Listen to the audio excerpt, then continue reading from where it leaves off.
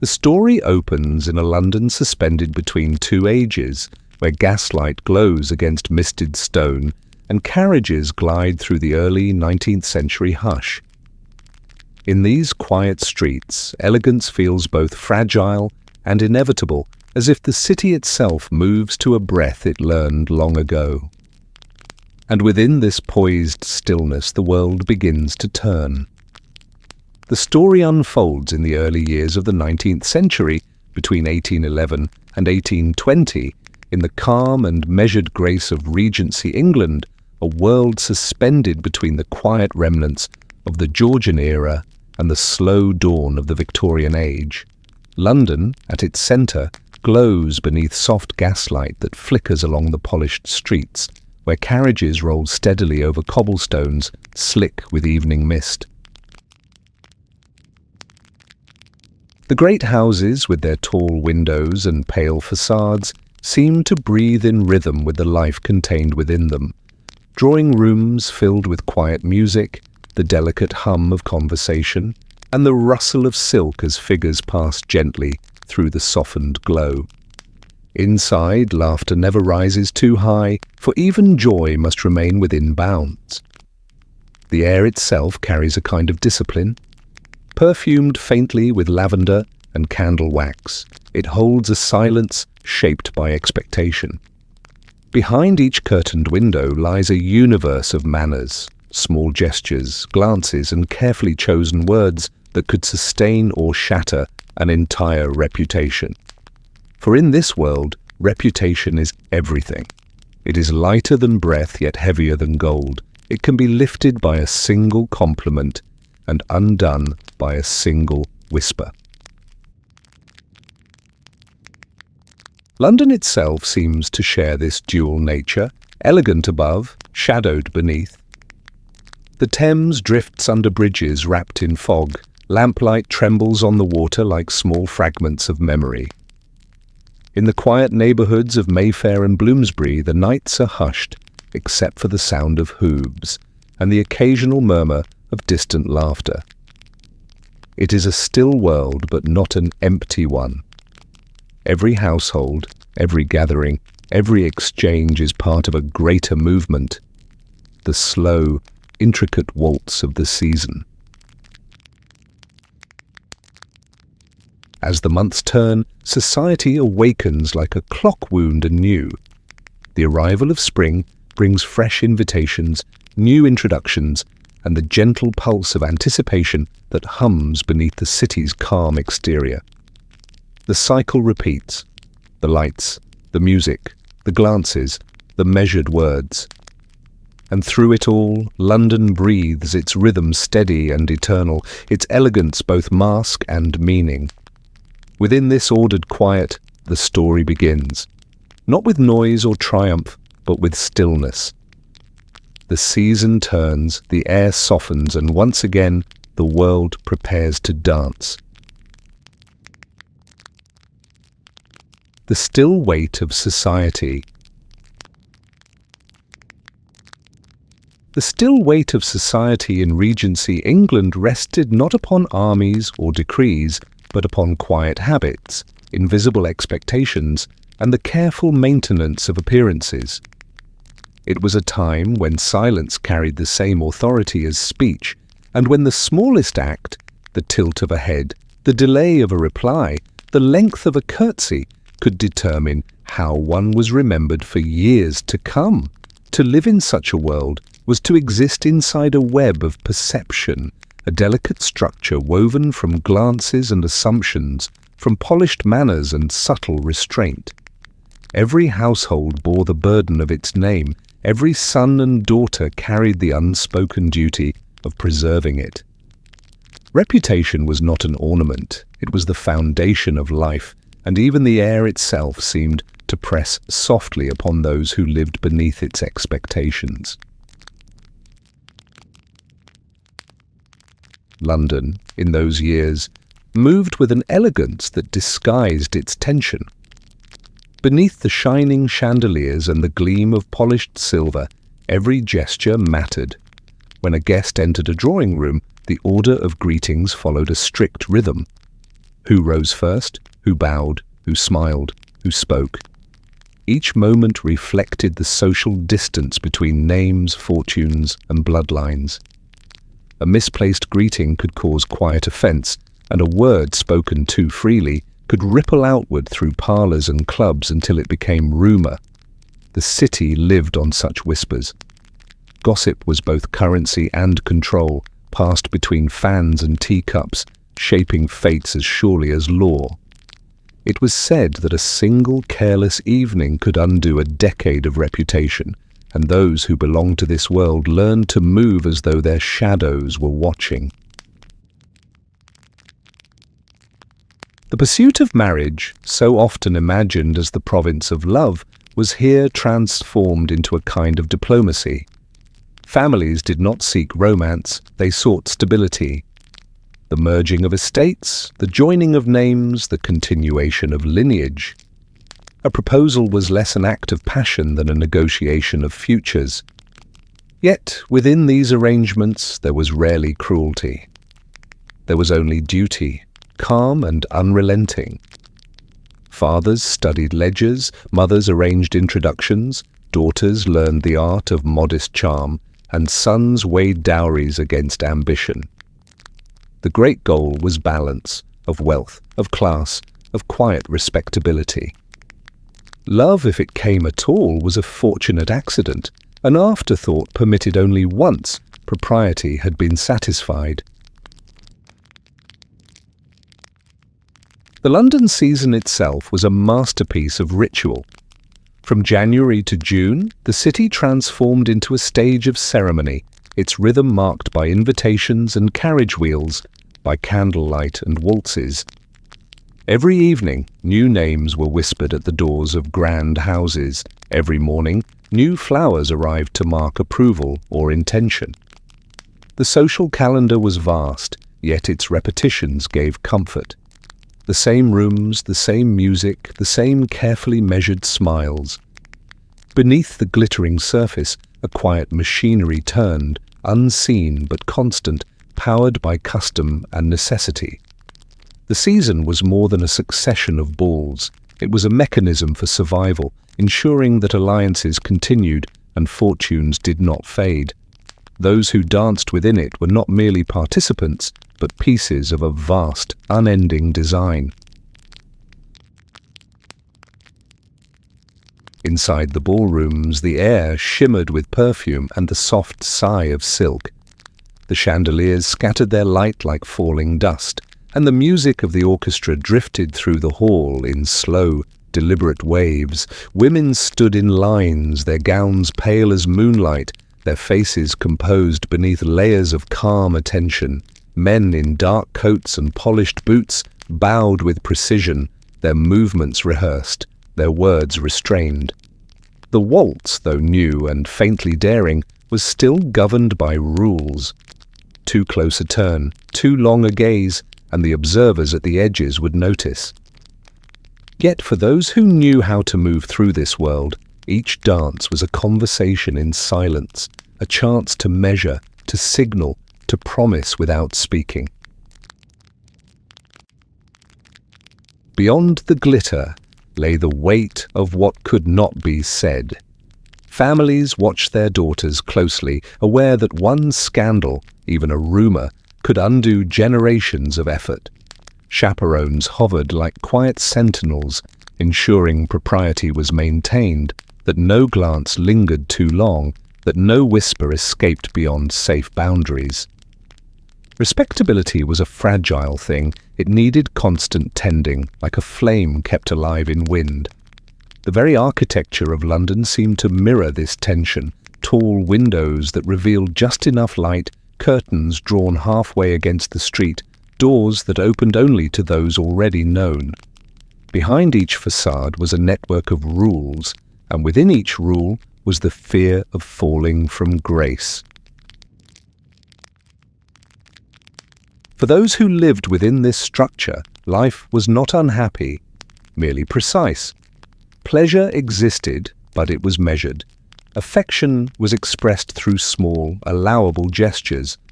A word of praise, a shared look, the faint pressure of a gloved hand.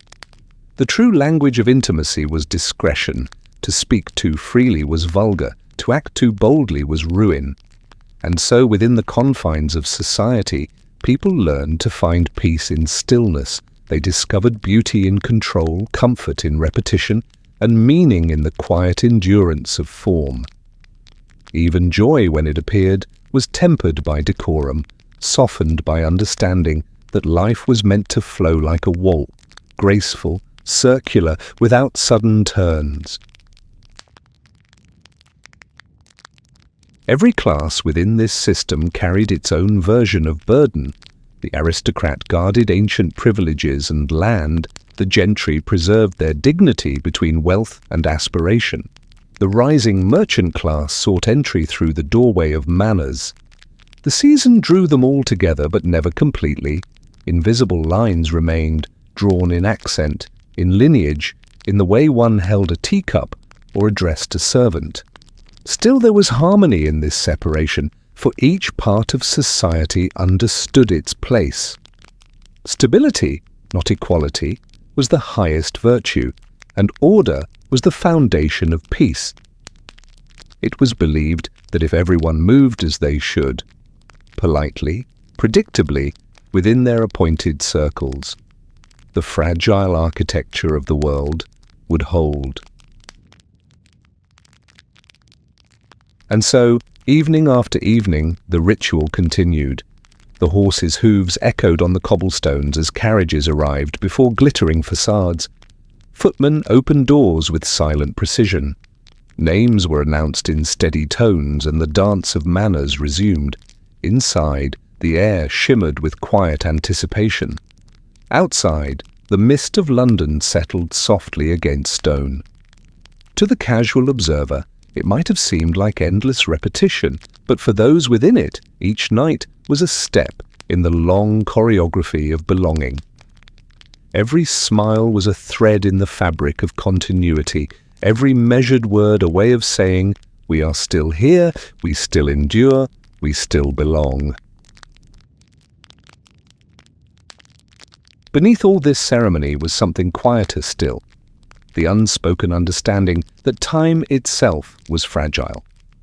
Empires might rise and fall, but propriety endured.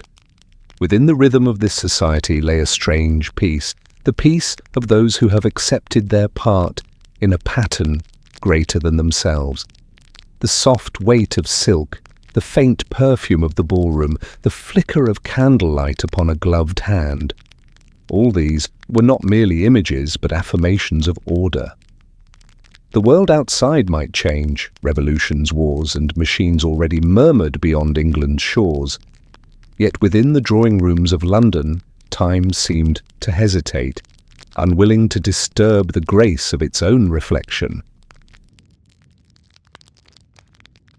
The still weight of society was therefore both comfort and confinement. It held people steady, preventing chaos, but it also enclosed them in ritual. It demanded composure in joy and silence in sorrow. It asked that life be lived as performance, beautiful, precise, unbroken. And yet within that constraint lay the peculiar serenity of the age, a belief that to move gently was to live wisely, that to remain calm was to endure. In the hush of that belief, London turned beneath its gas lamps, the river moved beneath its bridges, and somewhere, beneath the music and the manners, the story of every quiet heart continued, unseen yet enduring, through the slow and graceful passage of time. The early lessons of grace. From the first light of childhood, the shaping began. Long before a young woman entered the polished rooms of London society, her world was already arranged in delicate patterns of instruction and restraint. In the soft light of nursery mornings, beneath the steady gaze of governesses and tutors, she learned that her every gesture would one day carry meaning. The lessons were quiet, repetitive, and deeply woven into the rhythm of her days. To be graceful was not simply to move well, it was to live within control, to let no sudden word or feeling disturb the calm surface of her being. She rose early, her days measured by bells and the subdued ticking of a clock, each hour assigned to a virtue, a language, or an art. Music came first, not for pleasure, but for refinement. Her small fingers pressed the keys of the pianoforte, the notes trembling softly through the still rooms. The sound was expected to be precise, not passionate, the melodies smooth and unbroken. Errors were corrected gently, then repeated until perfection became second nature. Through this endless discipline, she learned more than harmony, she learned composure. Her mother or instructor sat nearby, nodding quietly when the tone was right, correcting posture when the shoulders fell or the wrists stiffened. Music was not meant to express the heart, it was meant to conceal it beneath elegance.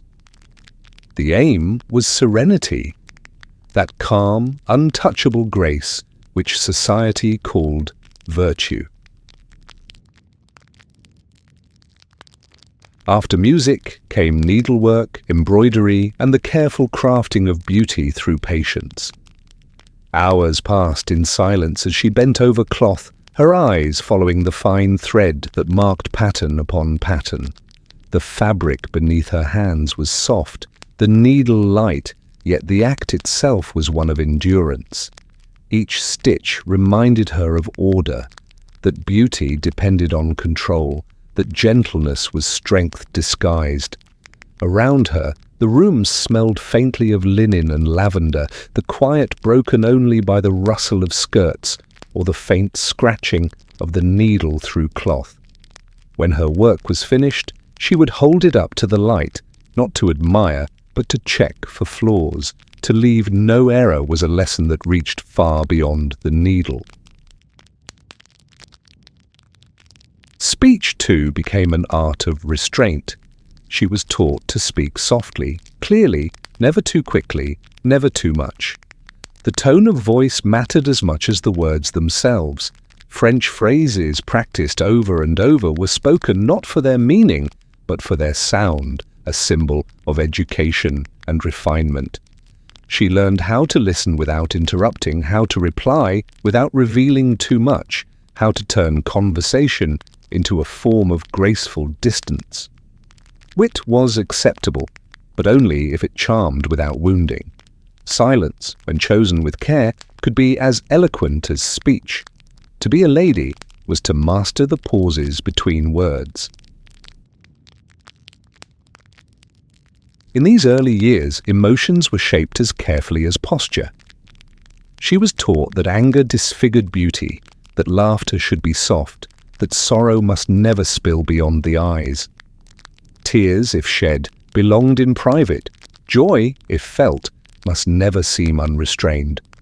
The mirror became her companion, not out of vanity but duty. Before it, she learned to hold her expression steady, to replace uncertainty with composure. The art of concealment was her shield, not to deceive, but to endure. For in the world she would soon enter, to be admired was to survive, and to remain calm was to remain untouched by judgment. Her home was the quiet stage of these transformations. In the mornings, light filtered through lace curtains, falling across polished wood and pale carpets. A governess read aloud from books of history or etiquette, while the girl practiced the art of still listening. Lessons in geography and drawing followed, their purpose not knowledge but grace. The steady hand, the poised attention, the ability to appear learned without seeming curious. In the afternoons, she was taken for walks along shaded gardens, her steps measured, her back straight, her voice low. Every part of her day reinforced the lesson that beauty and composure must become one. Mothers played their part with tender severity. Having once endured the same education, they passed it on with quiet insistence, Their daughters were mirrors of their success. Their manners reflected the family's worth. "Hold your head higher," they would murmur. "Do not rush your step. Let them see calm before they see anything else." Love was present, but it was disciplined. An affection expressed through correction, a care that prepared rather than protected. A mother's pride lay not in the freedom of her child, but in her stillness, her ability to stand among others without faltering. To be unshaken was to be safe. Even play had its boundaries. Games in the garden were brief and subdued. Running, shouting, climbing.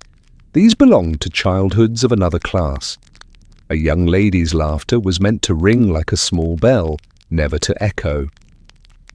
She learned to admire flowers without plucking them, to hold books without creasing pages, to move as if she carried silence in her hands.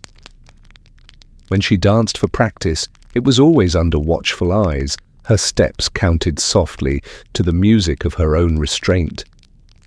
To others, it might have seemed confining, but to her, it became the shape of comfort, the only world she knew, where order promised safety and composure promised belonging. As years passed, the lessons deepened, refinement became instinct. She no longer needed correction. She carried grace the way a swan carries stillness. In conversation, she learned the art of deflection, how to steer talk toward others, how to listen with genuine calm, how to appear thoughtful even when uncertain. Books of poetry and conduct lined her shelves, their words absorbed not for inspiration, but for posture. To read properly was to sit properly, to hold the page as though it were a mirror reflecting one's breeding. The boundaries between learning and performance dissolved, and she became what society required, a portrait of quiet perfection. Yet within this calm, a quieter understanding took root. Though she could not speak it, she sensed that this grace, this endless discipline of form, was a kind of inheritance both precious and heavy. It gave her acceptance, but it also took something unnamed. Each day of patience, each polished gesture, each flawless smile became part of a life that moved like music without crescendo. There was no rebellion in her, only awareness that the lessons she had learned were not merely to prepare her for society, but to allow her to exist within it without breaking. In time, she would understand that grace was not an act, but a kind of armor, worn softly, shining faintly, protecting her from the gaze of a world that demanded perfection, but offered little kindness in return. And so, as the season of her youth drew closer to the threshold of debut, she was ready, though not in spirit perhaps, but in appearance. Her movements were slow and assured, her voice gentle as water, her manners unshakable. The foundation of her world was built on calm. When she entered a room, she carried stillness with her, and others felt it before she spoke.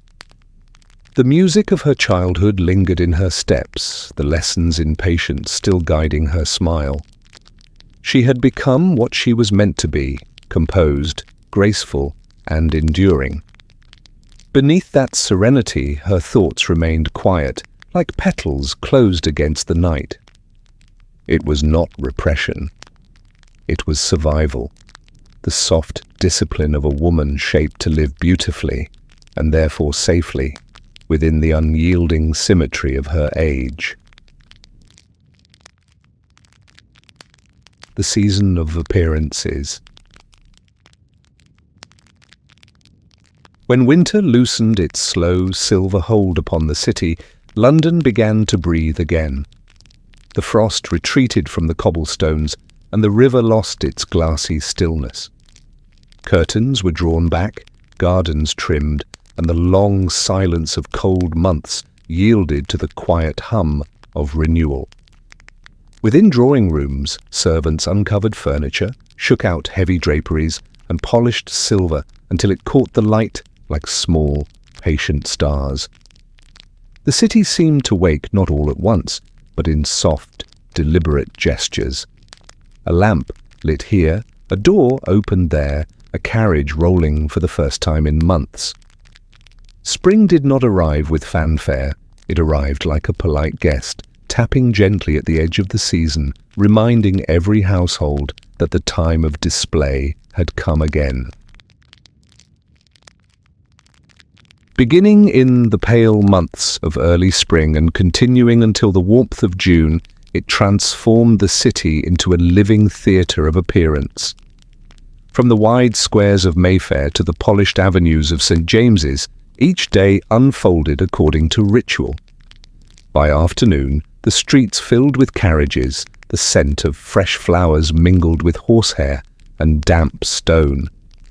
Dressmakers worked through the night, milliners prepared hats of silk and feather, florists filled windows with roses and hyacinths. The air itself seemed to shimmer with expectation. In parlours, invitations were written in careful hands, sealed with wax and lineage. No household wished to be forgotten. Absence meant invisibility, and invisibility was a quiet form of failure. As daylight softened, the city took on its evening rhythm. The gas lamps flickered to life, throwing halos across the streets, and the sound of hooves echoed against the stone facades of grand houses. Behind each window the same preparation occurred. Dresses fastened, gloves adjusted, jewels clasped around pale throats. The carriages lined the curbs like dark shells, waiting to carry their passengers into the glittering mechanism of society. Inside those waiting rooms there was calm but no stillness.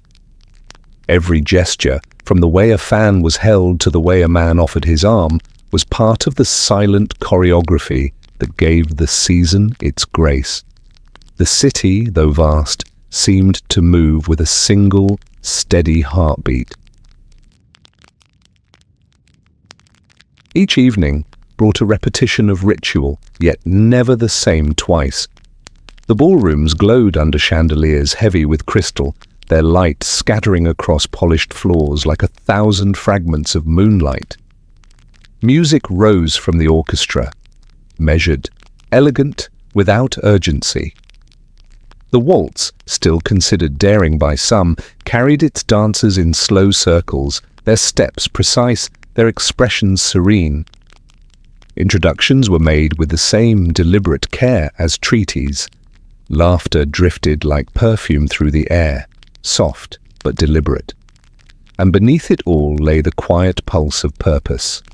Alliances formed, impressions secured, futures quietly weighed in the balance of appearances. To be seen was to exist. This truth guided every movement. The ladies in pale gowns glided through the rooms like soft reflections of one another, each carrying her own blend of hope and composure.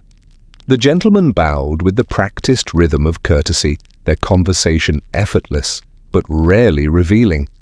Nothing here was accidental. A glance could suggest interest, a dance could promise intention, and a single evening could alter the direction of an entire life. The awareness of being watched became part of being alive. Within this refined gaze, people learned to perform themselves, to become the versions that society wished to see, poised and luminous under the weight of its attention. The season was more than entertainment. It was economy, diplomacy, and art. Families measured success not only by wealth, but by recognition. To be invited was to be accepted. To be remembered was to endure. For newcomers, each introduction carried both hope and risk. A misstep, a wrong word, a misplaced gown, a dance accepted too eagerly could ripple outward into gossip by morning. Yet even this fear was part of the rhythm.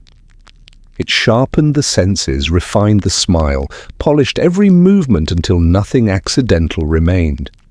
The city thrived on this gentle tension, this quiet awareness that beauty and reputation must always be seen together, like reflection and light. In daylight, the same dance continued in another form. Parks became stages of their own: Hyde Park, St. James's, and the leafy walks where the elite passed each other in measured procession.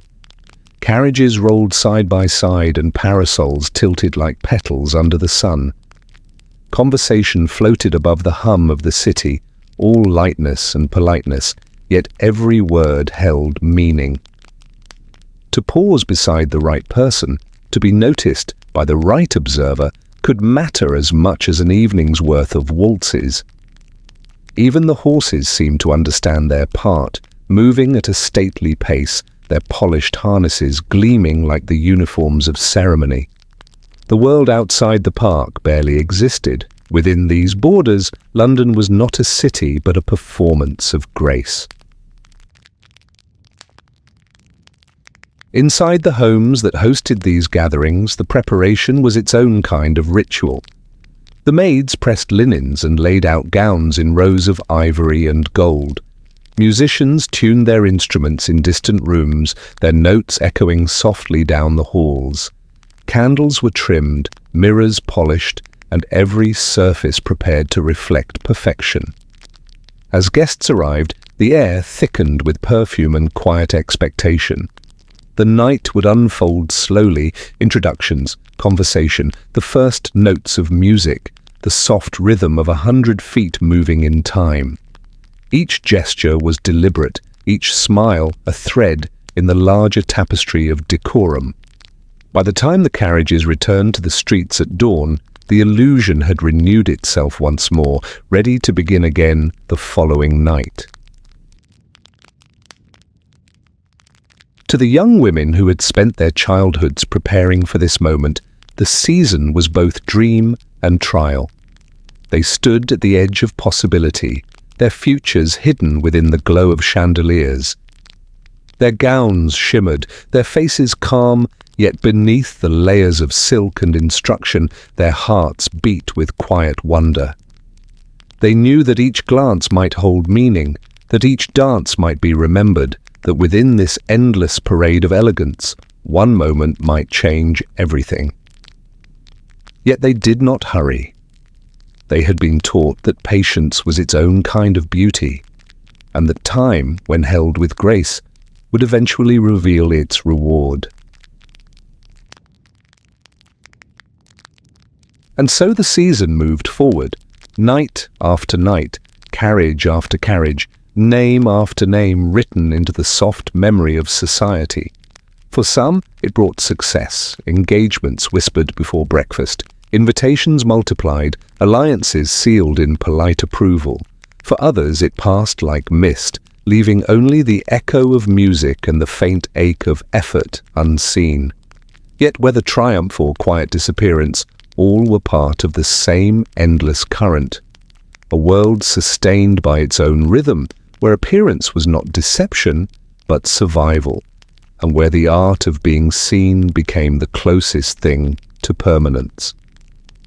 In that delicate balance of light and distance, London lived its season of grace, glowing softly against the flow of time, an entire civilization reflected in the mirror of its own composure. The rules of engagement.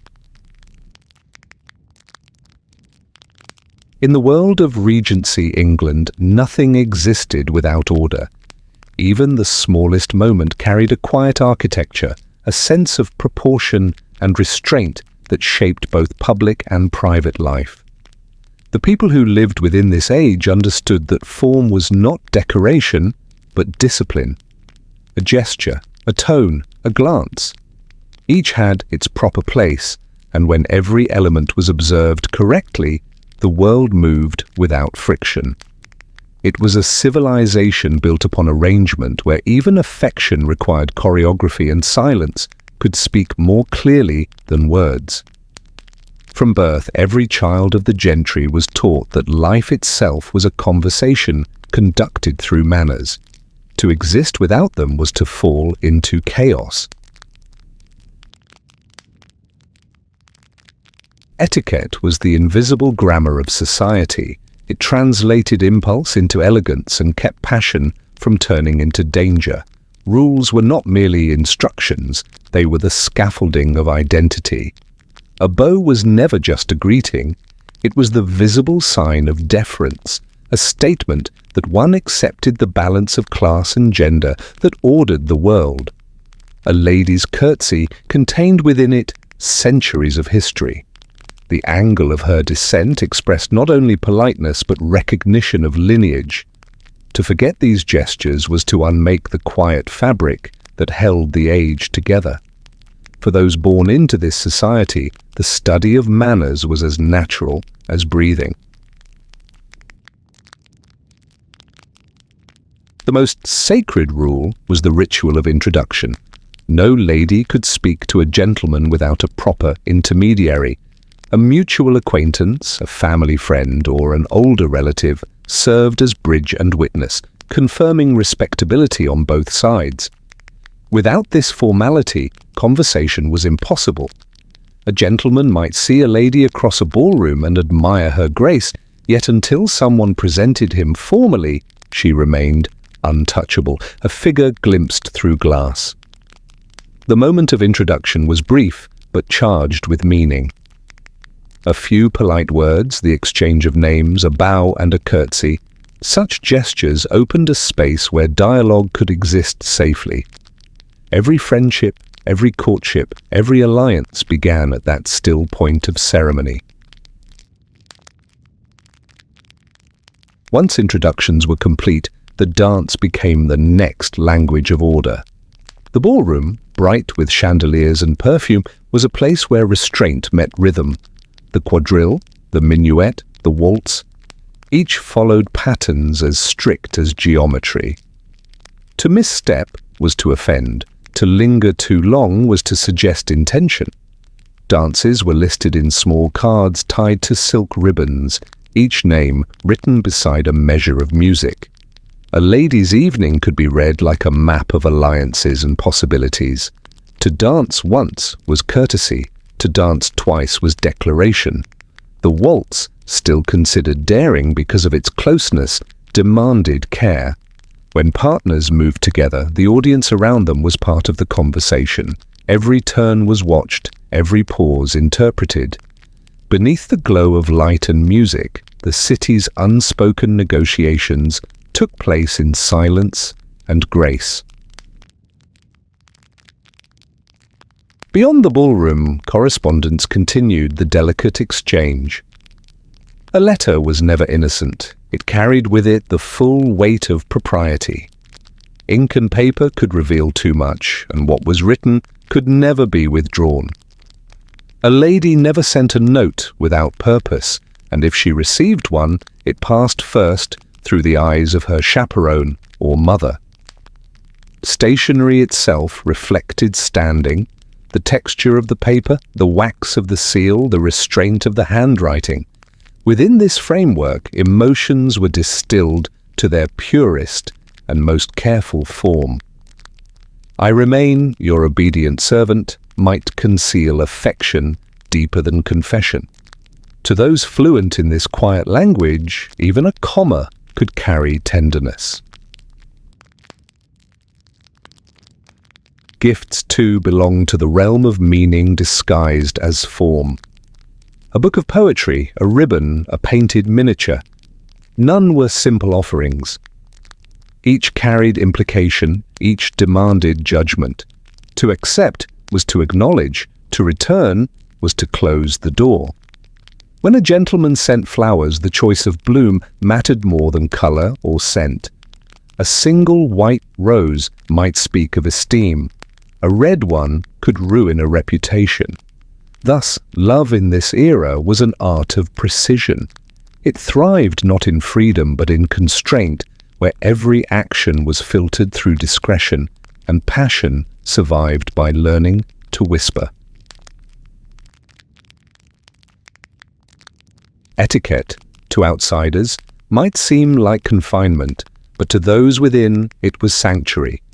It protected the vulnerable from intrusion, the uncertain from humiliation, the impulsive from regret. A lady's reputation, more fragile than glass, could not endure exposure. These rules provided her armor, delicate yet unbreakable. To behave correctly was to remain safe. Within the careful pattern of greetings, letters, and dances, one could move through life with dignity. The system, though rigid, created its own serenity. When everyone knew their place and the right words to say, the world flowed quietly, like a river confined by its banks. Even the architecture of the evening obeyed ritual. Carriages arrived at appointed times, neither too early nor too late, for eagerness and indifference were both breaches of taste. Servants opened doors with solemn efficiency, announcing names in the correct order of precedence. The host and hostess stood ready to receive, their greetings as practiced as the musician's notes. Conversation unfolded in measured tones, never too loud, never too quick. Laughter, when it came, was soft, a sound shaped by the size of the room and the company present. Food and drink appeared in intervals determined by custom, not hunger. The harmony of these small details was the heartbeat of the age. Beneath this polish lay the quiet threat of exclusion. To break a rule was not to be punished openly, but to be forgotten. A misplaced comment, a flirtation observed too closely, a letter written too freely, all could lead to silence.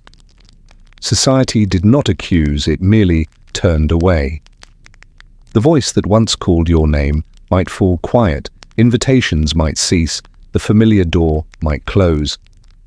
That was enough. The awareness of this possibility shaped behavior more surely than fear of law. The strength of etiquette came from its invisibility. Its power lay in the collective will to maintain calm.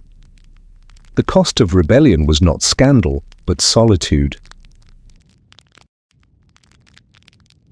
Yet within this calm, compassion found its own secret ways of surviving. The same rules that seemed to divide also allowed gentleness to exist. When a gentleman stooped to retrieve a lady's dropped glove and returned it without a word, he acted within propriety, yet the grace of his gesture carried warmth. When two people met again, after months apart and bowed as strangers, the very act of restraint gave meaning to what they could not express. Etiquette made room for kindness through control. It transformed passion into patience, affection into endurance. To follow the rules was not to deny feeling, but to preserve it, to let emotion live quietly, beyond the reach of gossip and the erosion of time. Through all of this, society maintained its delicate balance. It was a balance not of stillness, but of movement held in perfect proportion. The air of each evening carried its own music, the murmur of conversation, the rustle of silk, the faint clink of glass. Beneath it all lay the rhythm of courtesy, unbroken, deliberate. Those who mastered it found peace in its repetition. Those who resisted often returned, drawn by the same security they once feared. Etiquette was the fragile porcelain of their civilization, beautiful, exact, and stronger than it appeared. It reflected light, yet concealed depth. It demanded precision, yet offered safety. And as the candles burned low and the last carriages departed into the mist, the rules remained, quiet and unchanging, holding the world together by the softest threads imaginable. Threads spun from grace, from patience, from the ancient wish that life, at least in its appearance, should remain perfectly composed. The quiet observers. Within this world of ceremony, there were always those who stood just beyond the center of light. Mothers, aunts, widows, and chaperones. The quiet observers who kept the rhythm of society steady. They moved through drawing rooms and ballrooms with composure so smooth it seemed like stillness, yet nothing escaped their gaze. They arranged introductions with the precision of diplomats, timed glances to the second, and measured every smile to ensure it was witnessed by the right eyes. Behind every debutante stood a generation of experience, alliances traced through memory, fortunes compared, family lines reviewed with the calm patience of history itself. These women had once danced the same dances, had once been the bright figures in pale silk gowns, stepping cautiously through candlelight. Now they watched another generation repeat the patterns they knew by heart. Their presence was both guidance and protection. A mother's glance could halt a conversation, a chaperone's silence could approve or condemn. They lived within rules they had mastered long ago, rules that had turned from boundaries into instincts. What others saw as restraint, they knew as the structure that held everything in place. Beneath their calm lay years of learning, the art of quiet persuasion, the power of timing, and the patience to let the world unfold according to its delicate order. Each morning of the season began for them before dawn. Letters were opened, calling cards examined, invitations sorted by rank and opportunity. Servants waited for instruction, messengers came and went. A mother might spend an hour studying a list of names, noting which households were ascending, which families had suffered some silent misfortune. The smallest detail, a postponed dinner, a missing name from a guest list, could change the current of possibility. By afternoon, she would appear serene in her carriage, her daughter beside her, both dressed in light fabrics that caught the pale sun. Yet every movement of that carriage was part of strategy. Which park to cross, which hour to drive, who might be seen. Society was a living map, and these women were its cartographers. In the evenings, their work turned into performance. Within the glittering halls of London, they stood at the edges, guardians of both decorum and destiny. The younger women glittered in silk and youth, the older ones glowed in restraint. A mother's posture beside the wall was a language of its own. If she leaned forward, her daughter might smile. If she remained still, conversation ended. A glance could summon, another could dismiss. They spoke little, yet their influence flowed quietly through the room like perfume. No orchestra could drown it, no laughter could ignore it. They were the invisible conductors of society's grand waltz. Beneath their discipline lay tenderness. Every plan, every calculation carried within it a wish, not for wealth alone, but for safety, for belonging, for a union that might bring calm to a young life, just beginning its long negotiation with the world. When a daughter met a suitor, the mother's heart waited in silence. She listened to tone, studied expression, measured distance. Love, if it appeared, was a fragile guest. It had to be welcomed gently, shielded from gossip, translated into something society could accept. These observers knew that happiness in their world depended not on passion, but on steadiness. They hoped not for miracles, but for peace. Their tenderness showed itself in small ways, in the careful arrangement of a ribbon, the quiet repair of a torn hem before a ball, the late-night whisper of reassurance when the evening's excitement turned to worry. They lived for the moments unseen, the soft exhale when a dance went well, the faint smile when an invitation arrived from the right house. Though surrounded by grandeur, their devotion was humble, domestic, rooted in the ordinary rituals that kept appearances intact. It was through these small acts that affection survived the demands of ceremony. Outside the ballroom, they met each other in morning rooms filled with light and tea steam. Conversations drifted between politeness and truth, the safe language of weather, the careful exchange of family updates, and beneath it all, the gentle rivalry of mothers balancing hopes. Some friendships lasted decades, others ended with a season's shift in fortune. Yet even competition was expressed with grace. Compliments were weapons wrapped in silk, warnings disguised as sympathy. Through it all, the women maintained their calm, aware that the game they played was older than memory and that no one, however skilled, could master it completely. At times, in the quiet hours after the last carriage departed and the candles burned low, these women allowed themselves reflection. They thought of the years that had carried them from the glow of youth to this watchful peace. They remembered the thrill of their first introductions, the nervous joy of letters now long gone, the scent of rooms that no longer existed. Age had not made them bitter. It had made them precise. They understood the beauty of order, the need for continuity. They watched their daughters with a blend of pride and melancholy, knowing that the same calm surface they had once upheld would one day weigh upon the next generation.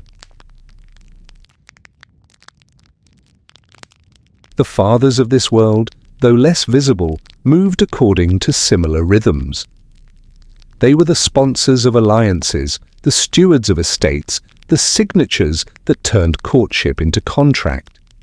Yet even their authority bowed to the subtle power of the mothers who guided the social current. A wise man knew when to listen, when to wait for his wife's quiet nod. In salons and clubs he spoke of land and politics, but at home he relied on her instinct, that soft intuition honed by years of watching faces and reading silences. Thus the quiet observers shaped not only marriages but entire lineages. Their decisions rippled through generations, unseen yet enduring. For the servants who attended them, these mistresses of decorum were figures of fascination. The maids who laced their gowns saw the weight of care behind the composure. They heard the sighs when the door closed, witnessed the fatigue of perfection. Yet even in private, these women rarely allowed collapse. They believed that grace, once broken, was difficult to repair. Their discipline was not vanity, but endurance. The belief that calmness itself could be an inheritance, passed down like jewelry or land. When they spoke to their daughters of patience, they spoke from lives built upon it. And so year after year, the observers remained, their presence as constant as the chandeliers that hung above the endless dances. They were the keepers of balance, ensuring that the machinery of appearances continued to turn without falter. The city changed, the fashions altered, but their purpose endured. Each season brought new names, new faces, new hopes, yet always the same quiet hands guiding from behind the curtain. When their time came to withdraw, they did so without complaint, retreating into a dignity as measured as their lives had been.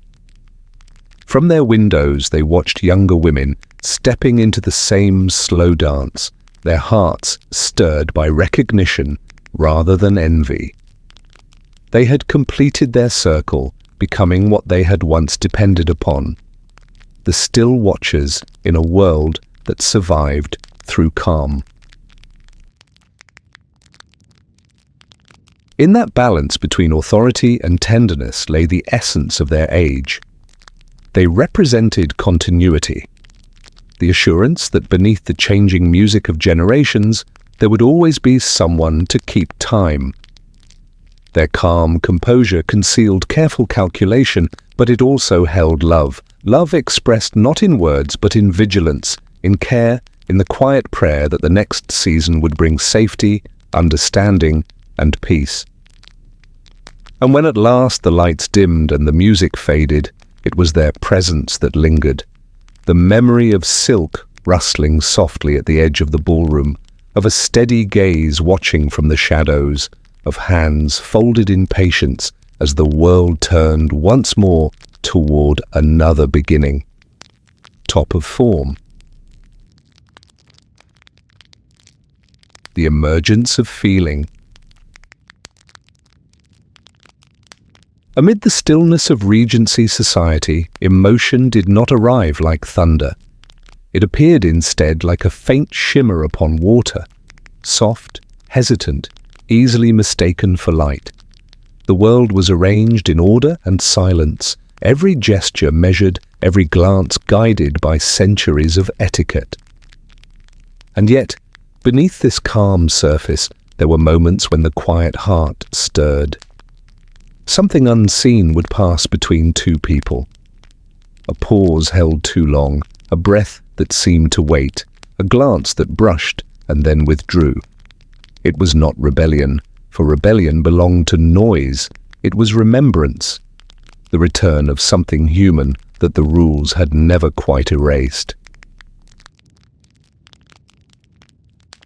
The first sign of such feeling was always stillness. The air itself seemed to hold its breath. Perhaps it happened at a ball beneath the weight of chandeliers and music, where conversation drifted like perfume and candles trembled in their glass holders. A young woman, practiced in the art of composure, might find her gaze caught by another's for just a moment too long. No words passed, yet something invisible shifted between them. The dance continued, the laughter around them rose and fell, but time itself seemed to pause. The feeling was gentle, fragile as silk, a realization that within all the ceremony, two souls had quietly recognized each other. Such awakenings were never planned. They slipped between the rules like water through fingers. A conversation left unfinished, a letter received too late, a shared glance when the rest of the room was watching elsewhere. These were the quiet beginnings of what society could never openly name. It was affection in miniature, restrained by necessity, made sacred by its limitations. Every rule designed to prevent it only deepened its meaning. To love in silence was not failure, it was a kind of grace, proof that the heart, even confined, could still remember how to feel.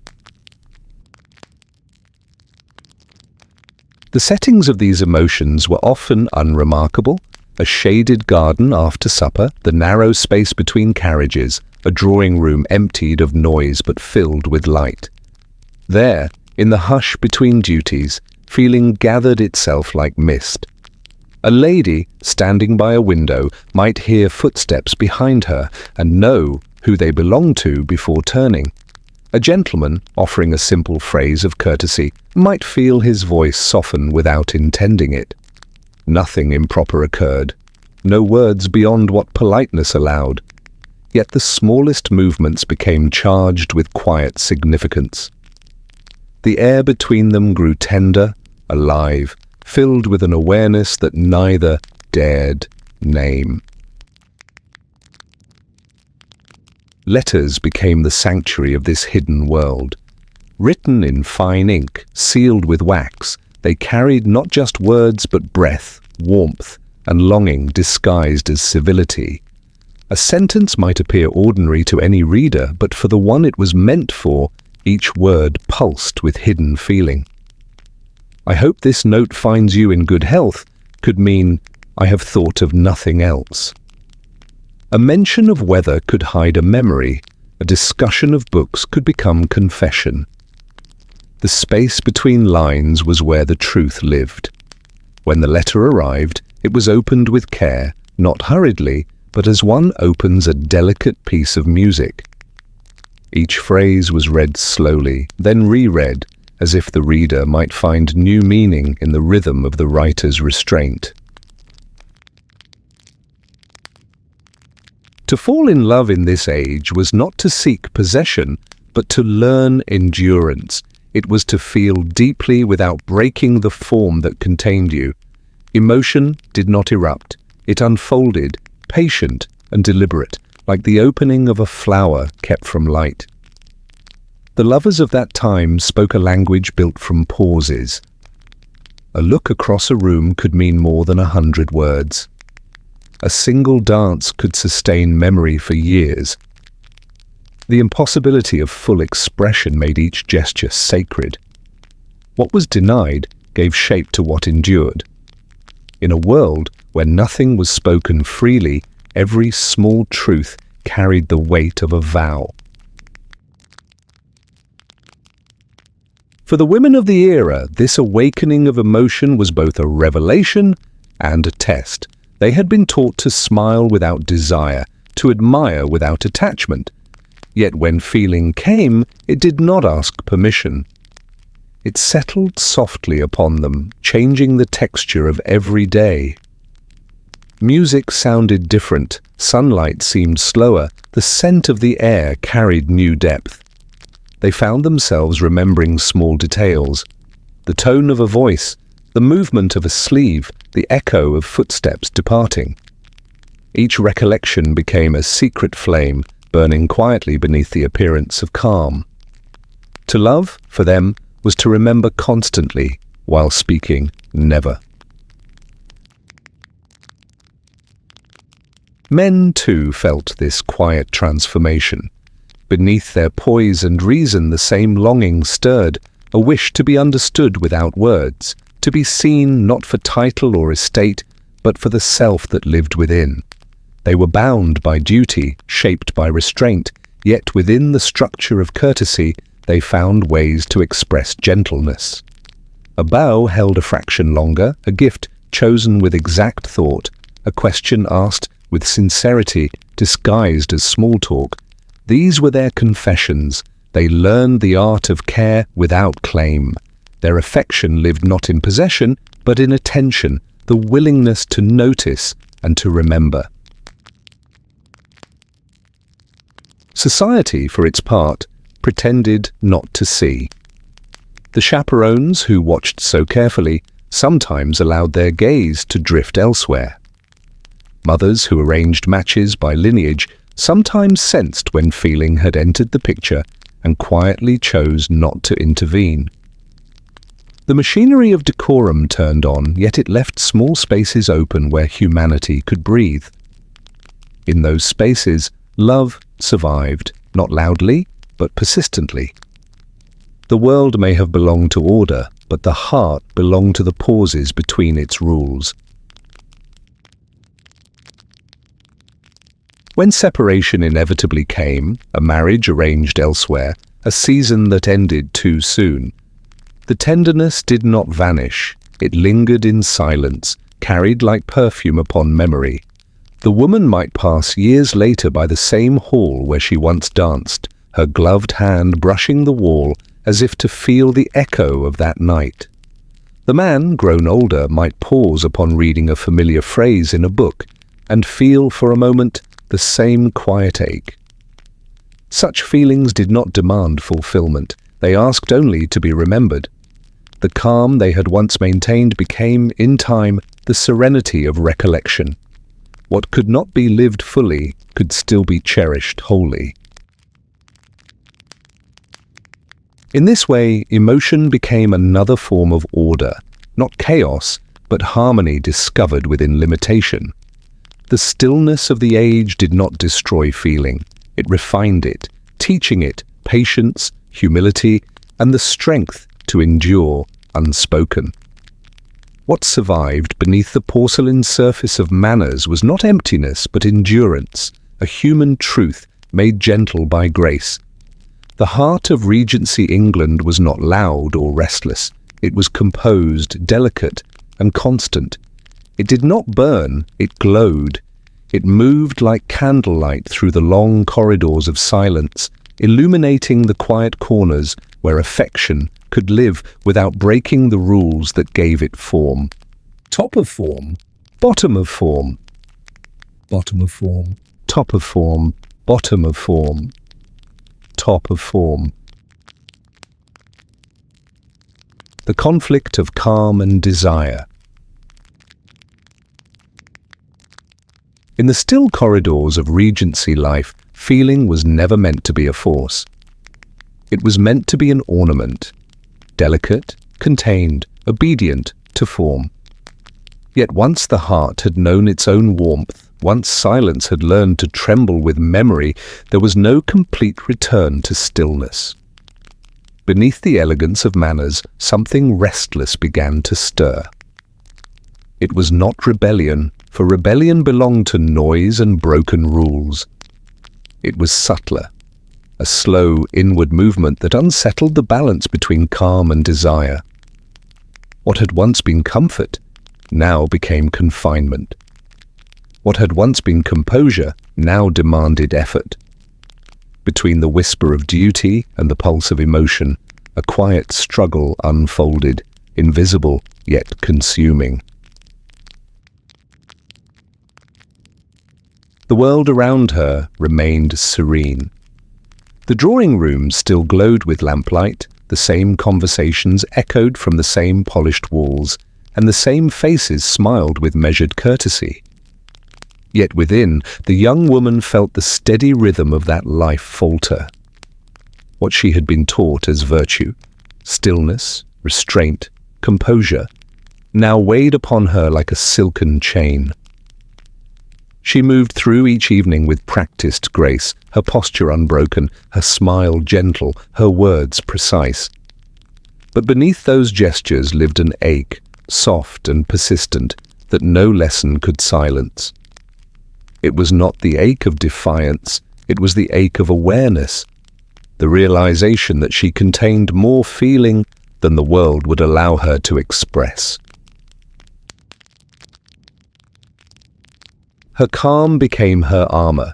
It protected her from speculation, from pity, from the quiet scrutiny that surrounded every woman of her standing. Behind that serenity, she hid the flicker of her longing. The eyes that watched her saw only poise, but her heart carried a different rhythm.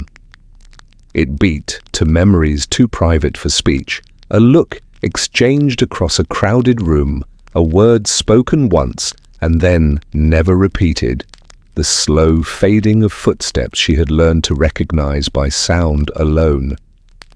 Each memory was a pulse, a small reminder of something too large to name. She carried them quietly, as if they were jewels hidden within the folds of her gown. The system she lived in was not designed for love.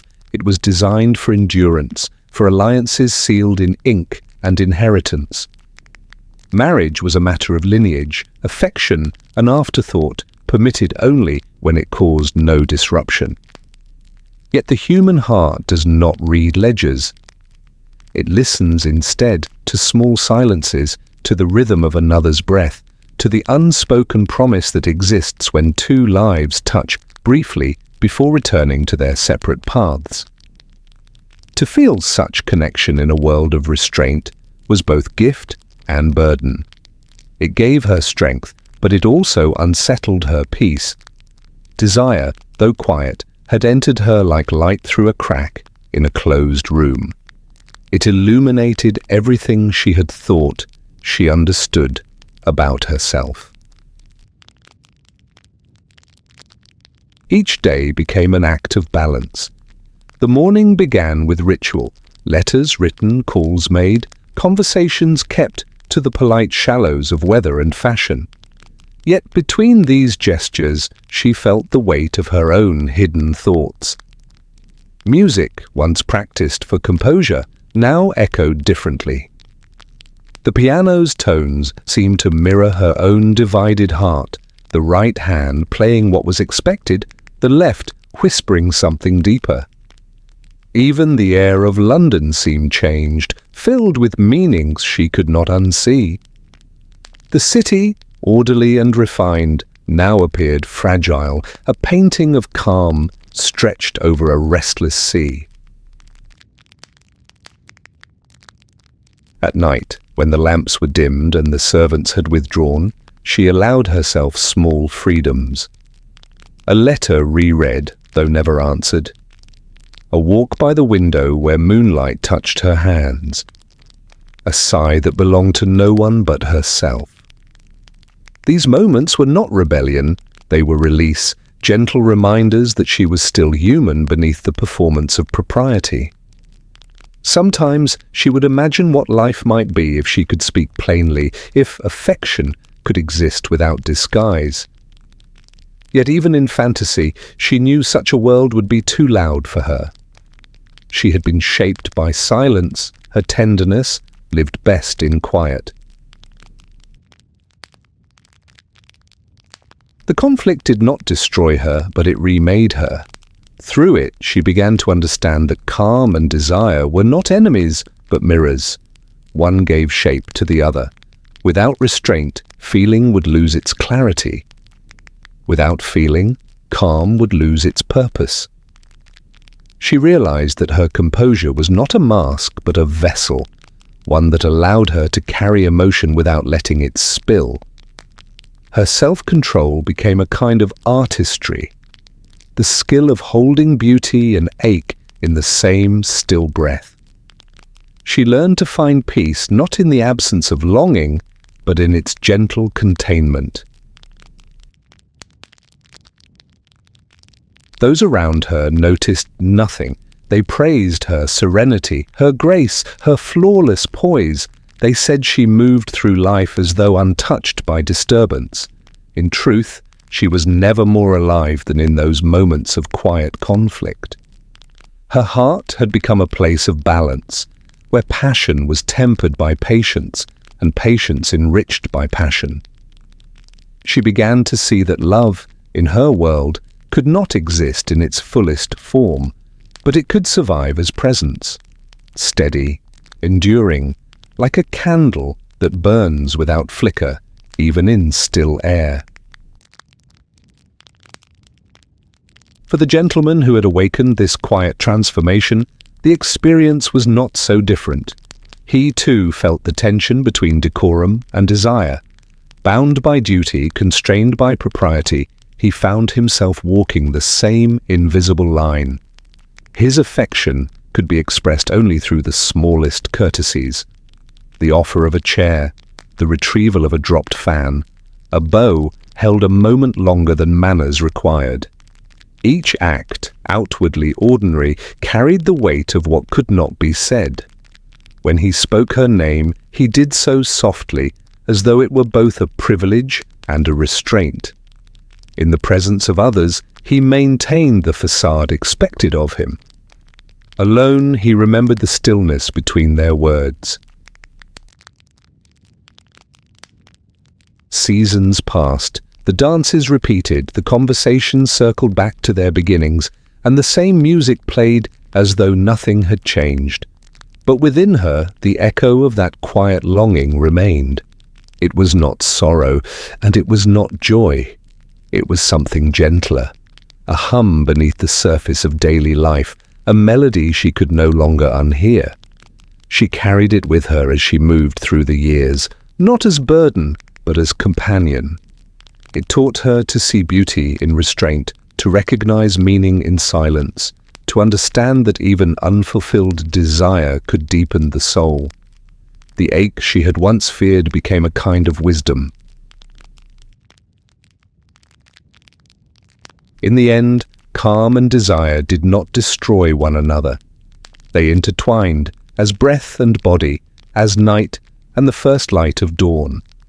The young woman learned to live within that harmony, to let her composure protect her without hardening her, to let her longing soften her without undoing her.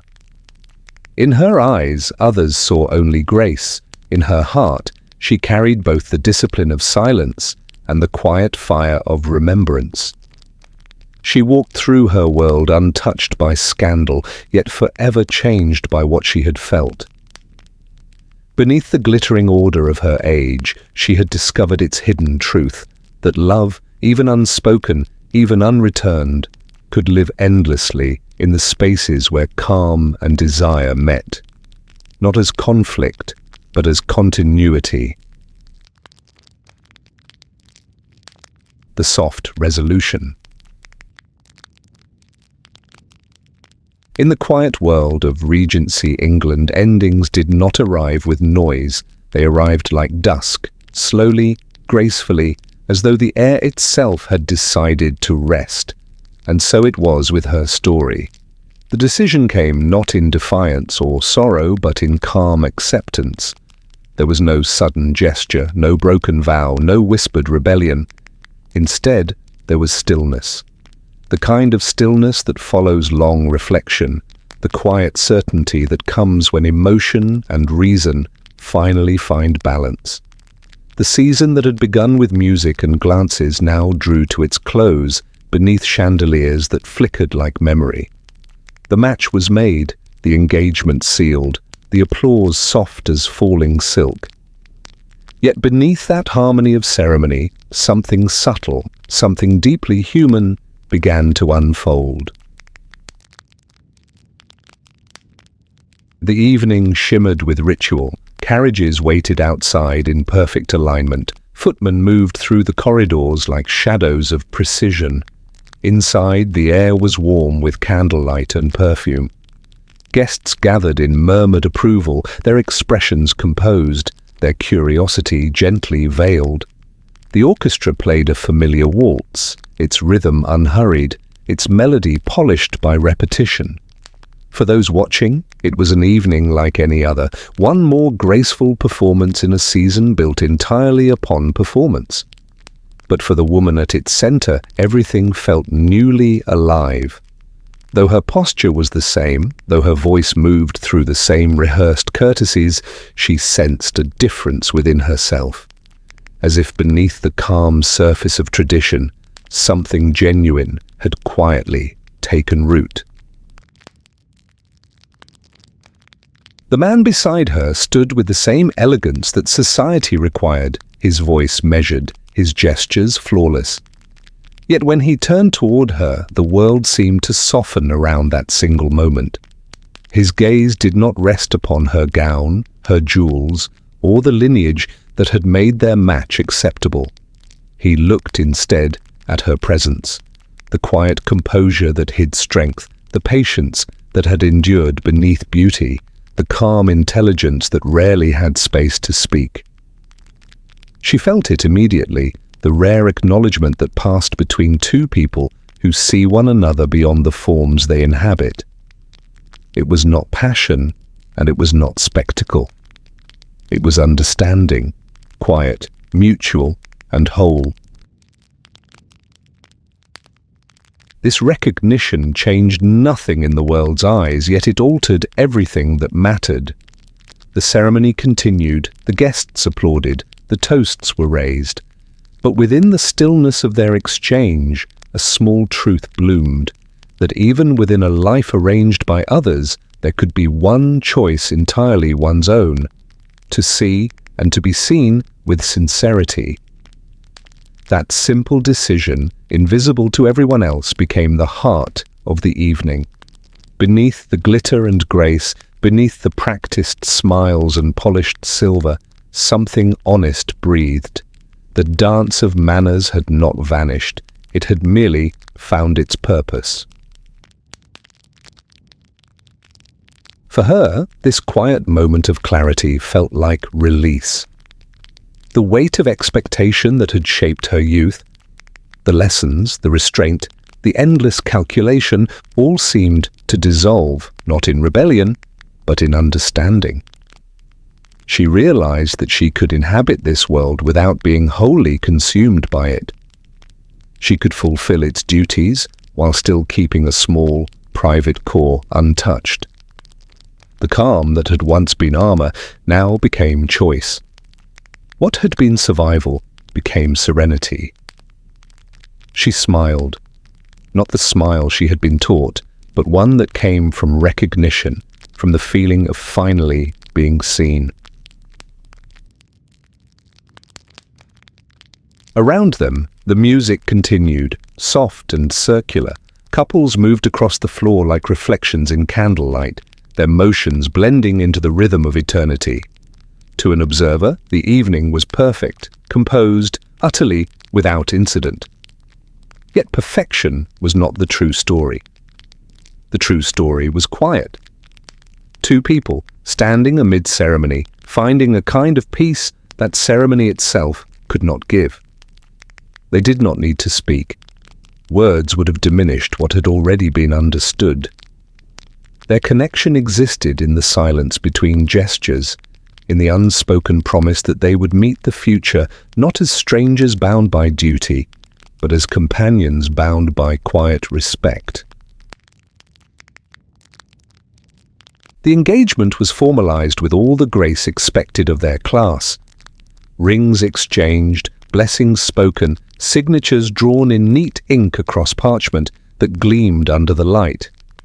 Yet even as the ritual unfolded, they both felt that the real moment had already passed, that the signing of names was merely the echo of what had already been decided in their hearts. For the first time, tradition and sincerity had touched without conflict. Society saw alliance. They felt recognition. It was not a victory, but a peace, gentle, lasting, and rare. When the guests departed and the last carriage rolled away into the fog, the house settled into silence. The air smelled of wax and flowers, the remnants of celebration fading into memory. She walked through the empty ballroom, her gown whispering across the polished floor, her reflection moving softly in the darkened mirrors. The chandeliers above her still glimmered faintly, holding the last of the evening's light. For the first time, she did not feel observed, she felt free. It was a quiet freedom, not of escape, but of acceptance. The knowledge that she could live within the boundaries of her world and still possess something entirely her own, a sense of calm, chosen, not imposed. In the days that followed, life resumed its rhythm. Letters of congratulations arrived, visits were paid, and every conversation carried the same polite admiration. Yet beneath the formality, something invisible remained alive between them. They continued to speak in measured tones, yet their silences had changed. The pauses between words were no longer filled with uncertainty, but with trust. They had both learned to navigate their world without surrendering themselves to it. And in that quiet mastery lay the true resolution of their story. Not rebellion, not tragedy, but harmony. Years later, when she looked back upon that evening, she remembered not the applause or the jewels or the glow of candles.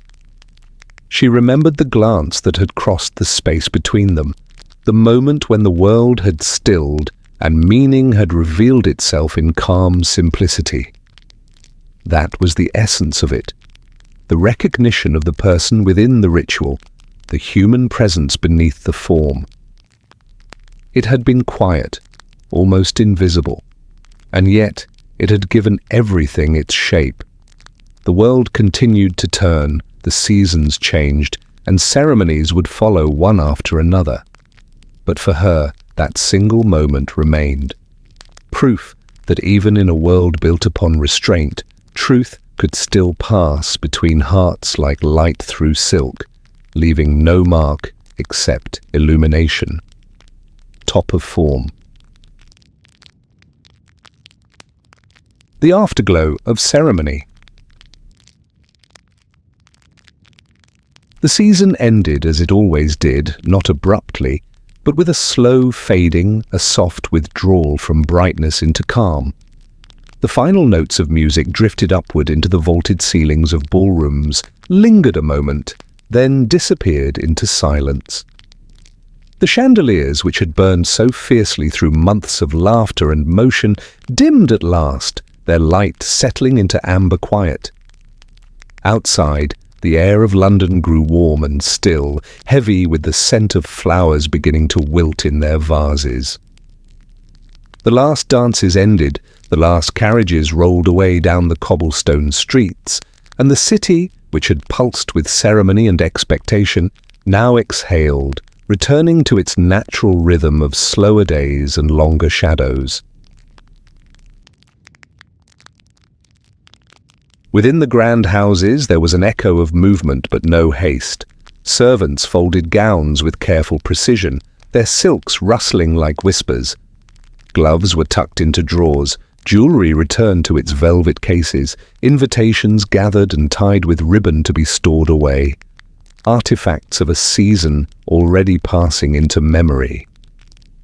The music that had filled each evening was set aside. The instruments, polished and covered, stood like sleeping figures awaiting another year. In drawing rooms, the faint scent of candles and perfume clung to the air, reminders that the beauty of the season was built not to last, but to be remembered. Across London, streets that had glittered with lamps and carriages now settled into gentler light. Parks grew quiet, fountains ran unobserved, and the polished facades of townhouses seemed to watch in contented silence. The city, stripped of its social pageantry, became human again. Shopkeepers closed their shutters earlier, maids walked more slowly to market, and the hum of daily life replaced the rhythm of orchestras and polite laughter. The energy that had once burned so carefully within parlours and ballrooms now dispersed into the warmth of summer air, where time itself seemed to lengthen and soften. Yet even as the surface quieted, traces of the season remained, delicate remnants of sound and scent, lingering impressions upon the senses. The fragrance of flowers drifted faintly from abandoned bouquets, blending with the smell of dust and open windows. Somewhere, a piano still echoed from a distant room, its melody half forgotten but impossibly gentle. In hallways where candles had burned late into the night, small patches of wax glimmered like ghosts of light. Footsteps left faint marks upon polished floors, a pattern of movement that memory refused to erase. These were the afterglow of ceremony, the reminders that though the event had ended, its calm radiance endured. For those who had lived through the season, the change felt at once natural and strange. The young debutantes who had spent months rehearsing their smiles and perfecting their grace now found themselves idle. They rose later in the mornings, wrote long letters to friends in the country, and walked through gardens heavy with sun. Their gowns of pale silk hung unused, but their minds replayed scenes from the months before, the dances, the introductions, the glances that had meant nothing to others, but everything to them. The silence that followed the season was not empty. It was full of recollection. Each memory arrived like a soft echo, familiar and kind, refusing to vanish entirely. Mothers, too, felt the shift. Their duties were done for now, their daughters' futures either secured or safely deferred. The tension that had once guided their every gesture, the careful planning, the quiet vigilance, melted into reflection. Some felt pride, others quiet relief, and a few a touch of melancholy. They sat by open windows in the afternoons, fans resting motionless in their hands, and watched the carriages roll through streets that no longer called for urgency. For them, this pause between seasons was sacred, a moment to rest before the wheel of society began to turn again. They knew the cycle would repeat, as it always did, and that their calm observation would be needed once more. The men of the city returned to business and parliament, to travel and estates. Yet even they, hardened by habit, carried something gentler within them. A certain look remembered, a tone of voice, a trace of perfume caught in passing. all became small, secret keepsakes of the season now gone. The formality that had once constrained them had also given shape to these memories, and so they valued them, not for passion, but for precision, not for what was said, but for what was understood. Beneath their discussions of trade and law, there lingered the quiet hum of humanity, a shared knowledge that life, though ordered, could still surprise with tenderness. For the servants and musicians who had sustained the season's pageantry, the ending came with its own kind of peace. The long nights of watchfulness were over, the halls would be still for months to come. Yet they too felt the lingering warmth. They spoke softly of the people they had served, the faces they had seen countless times yet barely known. The city's great machine of ceremony had turned and paused, and in its pause lay something humane. The simple relief of silence after effort, the sweetness of work completed. As summer deepened, London took on a new colour. The grey of winter and the gold of spring gave way to a softer haze, a blend of warmth and distance. The city seemed older, wiser, touched by fatigue, yet untroubled. Its pulse slowed, its edges blurred. Those who had taken part in the long season of appearances now lived more quietly, moving through days without the urgency of display. But beneath that quiet rhythm there remained a calm awareness that even in a world built on measure and order, the smallest gestures of sincerity could still endure. A glance, a word, a kindness, each left its trace, light as dust upon sunlight, faint yet indelible. In the country estates where many families soon withdrew, the memory of the season softened further. Letters arrived from London less frequently, gossip faded, and the noise of the city became a murmur carried on warm wind. Yet within these quieter spaces, gardens, verandas, shaded rooms, the spirit of the season lived on in reflection.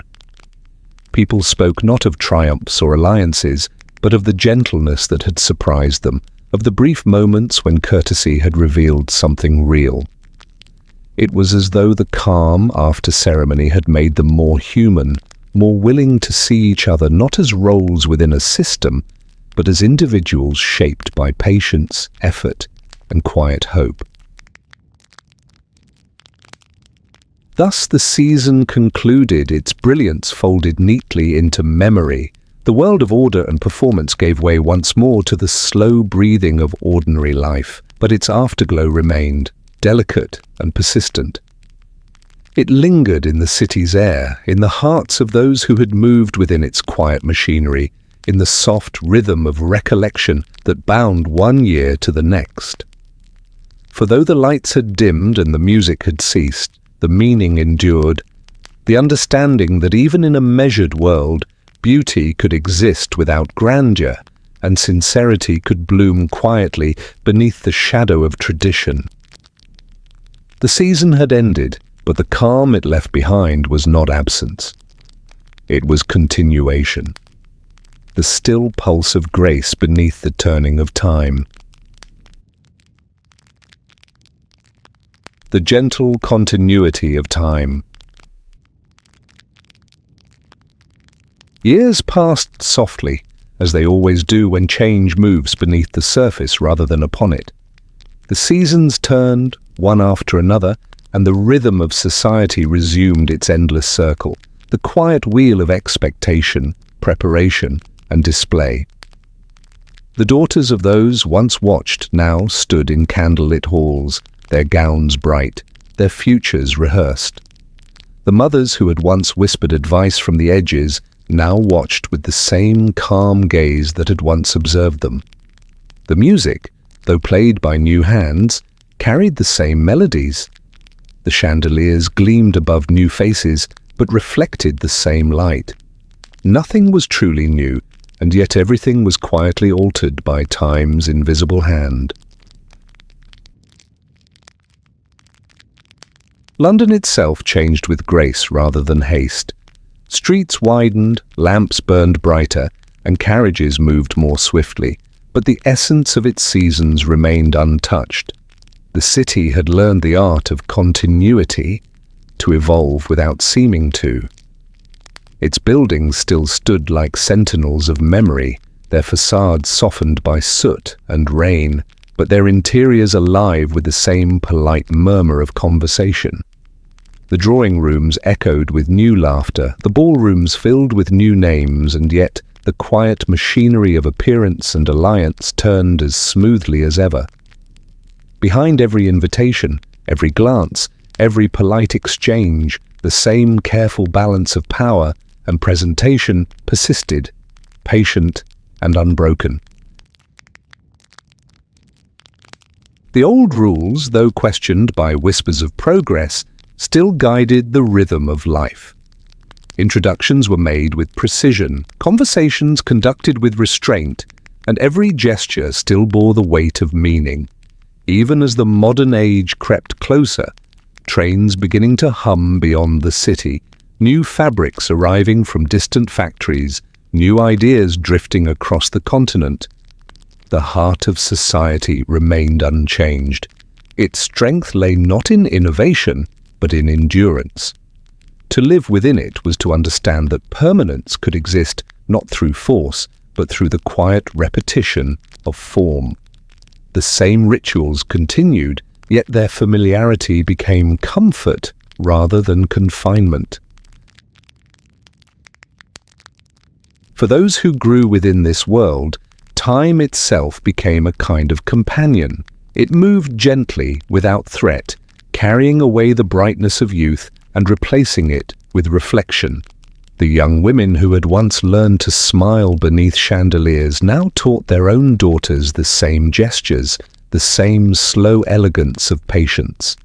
They spoke softly of what they had known, the calm before a dance, the measured joy of being chosen, the quiet ache of what could never be spoken. Their voices carried no bitterness, only the wisdom of endurance. Life, they understood, was not defined by what changed, but by what continued. The men, too, aged into stillness. The gallant figures who had once bowed and charmed beneath gaslight now stood in parlours discussing estates and weather. They watched their sons take their place in the waltz and felt within themselves the echo of a rhythm long familiar. In their youth, they had believed themselves masters of choice. With time, they realized that choice was merely another part of the design. Yet this knowledge brought no regret. There was comfort in the structure, in knowing that even as the world beyond grew louder and faster, within these polished rooms there would always be order. Fragile, yes, but enduring. The city's air itself seemed to hold the memory of generations. Each spring brought the return of carriages, the reopening of ballrooms, the rustle of fabric and laughter, as if the past had never truly ended, but merely rested for a while. The flowers that adorned the season's first gatherings were descendants of those that had once perfumed the same halls. The gowns shimmered with new shades, yet their folds followed the same timeless lines. The music, though rewritten and rearranged, carried the same rhythm of anticipation and restraint. It was as if London itself knew that beauty depended not upon novelty, but upon recurrence.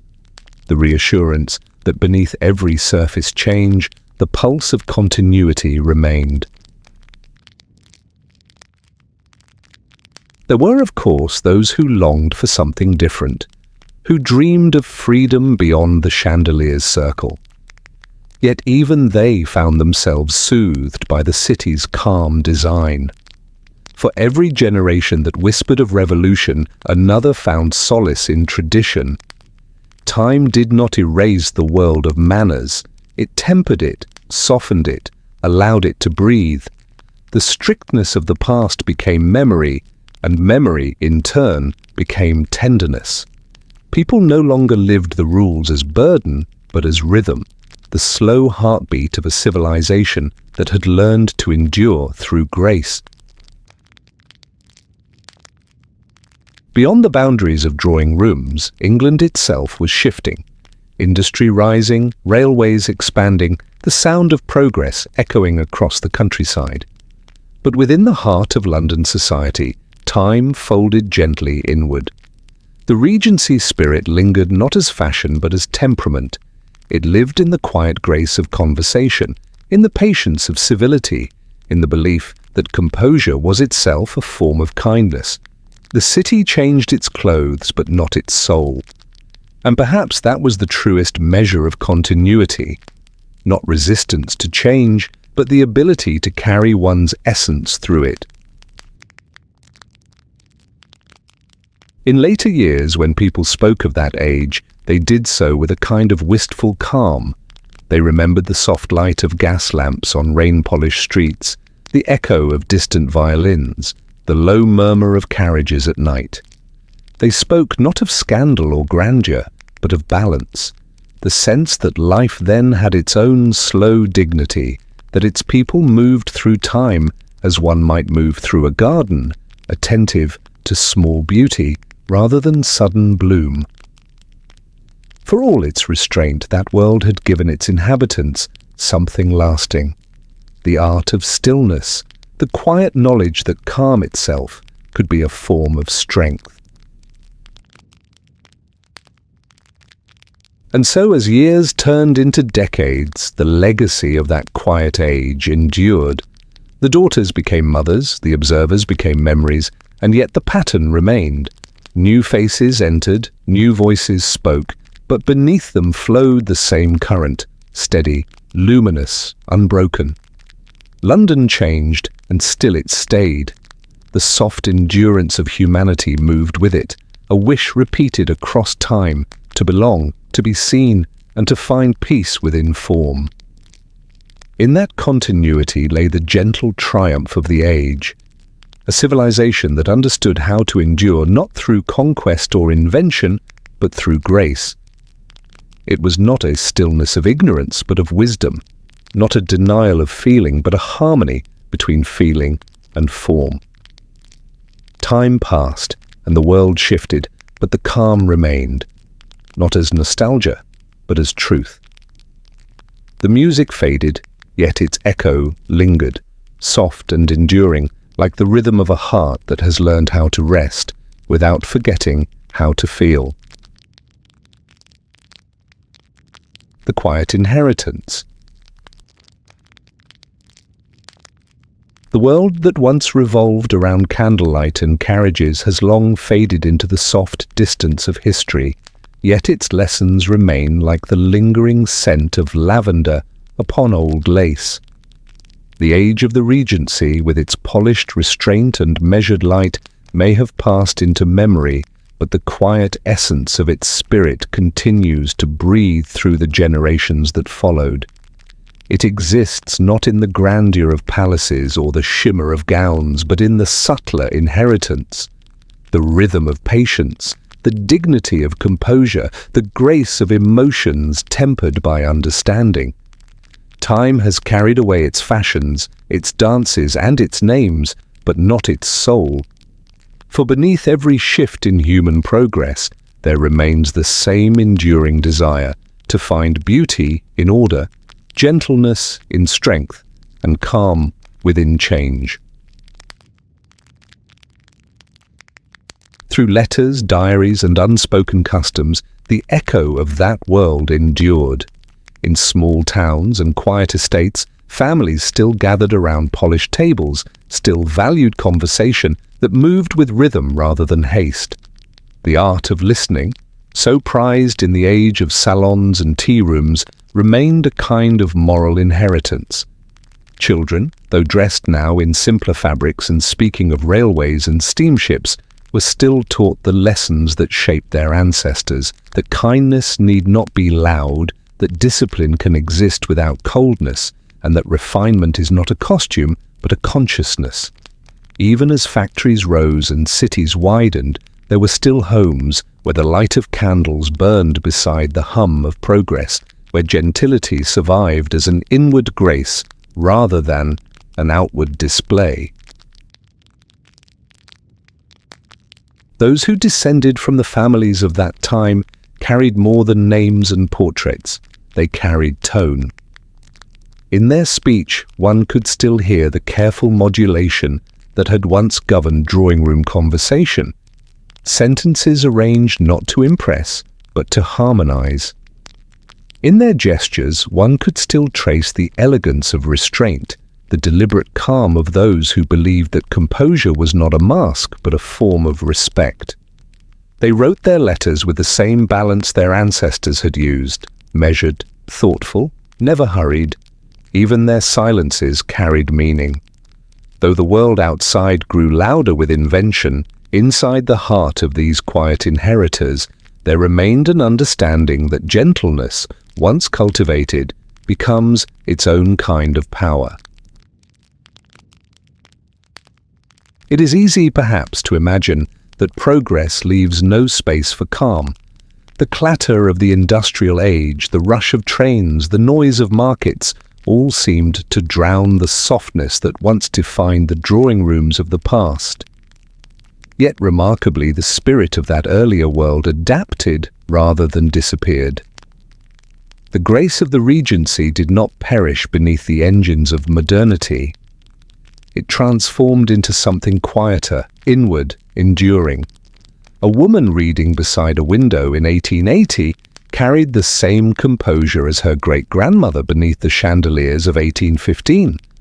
A man writing a letter by lamplight in 1900 still folded it with care, sealing his sincerity in wax. The forms changed, but the reverence for quiet order remained, passing invisibly through the gestures of everyday life. Even as new inventions transformed the rhythm of existence, the descendants of that age carried within them a memory of stillness. They walked more quickly, perhaps, but they still paused before speaking. Their homes, though brightened by gaslight and warmed by coal, retained a sense of symmetry, an order that reflected an inner discipline. They may have read newspapers instead of letters, listened to orchestras instead of chamber quartets, but they continued to understand beauty as something measured, deliberate, and sincere. For them, elegance was not nostalgia, it was continuity, the endurance of calm amid the noise of progress. The Regency spirit, when stripped of its ornament, had never been about extravagance. It was about proportion, the careful alignment of thought and feeling, the balance between expression and restraint. That philosophy lingered long after the gowns had yellowed and the carriages had vanished from the streets. In education, it became the ideal of civility. In conversation, the art of listening before replying. In love, the patience to understand before declaring. It shaped entire generations of thought, embedding itself into the moral fabric of a society learning to be both modern and humane. Even those who had never heard the word Regency seemed to live by its quiet code. And perhaps this is how all true inheritances survive, not as monuments or titles, but as ways of being, a manner of walking, a gentleness in tone, a respect for silence. These became the invisible heirlooms of that age. They required no wealth to sustain them, no recognition to justify them. They were carried unknowingly in the posture of strangers, in the way hands folded upon a table, in the way eyes softened during conversation. To inherit calm is to inherit strength without domination, grace without show. It is to understand that civilization does not depend on speed, but on balance. Through the centuries, this quiet lineage intertwined with new eras, finding its place in unexpected corners. In the early 20th century, when modernity roared with its engines and its wars, some still wrote with fountain pens upon linen paper, still paused to sign their names with deliberate care. Their world was different, yet the gesture was the same, a small act of patience amid the rush of time. In that patience lived remembrance, not of a specific era, but of a certain dignity of being. Even in the 21st century, where glass and light replace marble and candle, one can still sense that inheritance in moments of stillness. A person sitting by a window with tea, a writer choosing words slowly, a listener pausing before reply. Thus, the inheritance of the Regency is not bound to history but to humanity. Its survival does not depend upon preservation but upon renewal, upon each person who chooses composure over haste, gentleness over noise, understanding over display. It is a legacy of rhythm rather than relic. The heart that learned to wait beneath chandeliers still beats in those who, today, seek quiet amid the rush. And though the world now moves faster than ever before, its truest refinement remains the same: to carry grace within motion, to find stillness even while moving, to remember that beauty, once measured, becomes eternal. In the end, the Regency gave its descendants not a map, but a cadence. The world continues to change, but its calm pulse endures. In the spaces between words, in the pauses that allow music to breathe, in the slow unfolding of sincerity that no machine can hasten. To inherit that is to inherit not nostalgia, but clarity, a way of living that honors both progress and peace.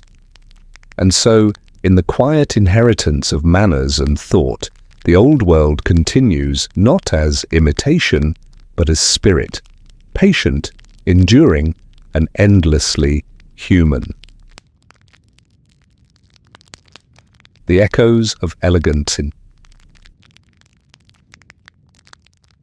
Centuries have passed, and yet, in the quiet corners of modern life, the traces of that refined world still shimmer faintly, like dust motes in late afternoon light, visible only when one pauses long enough to notice.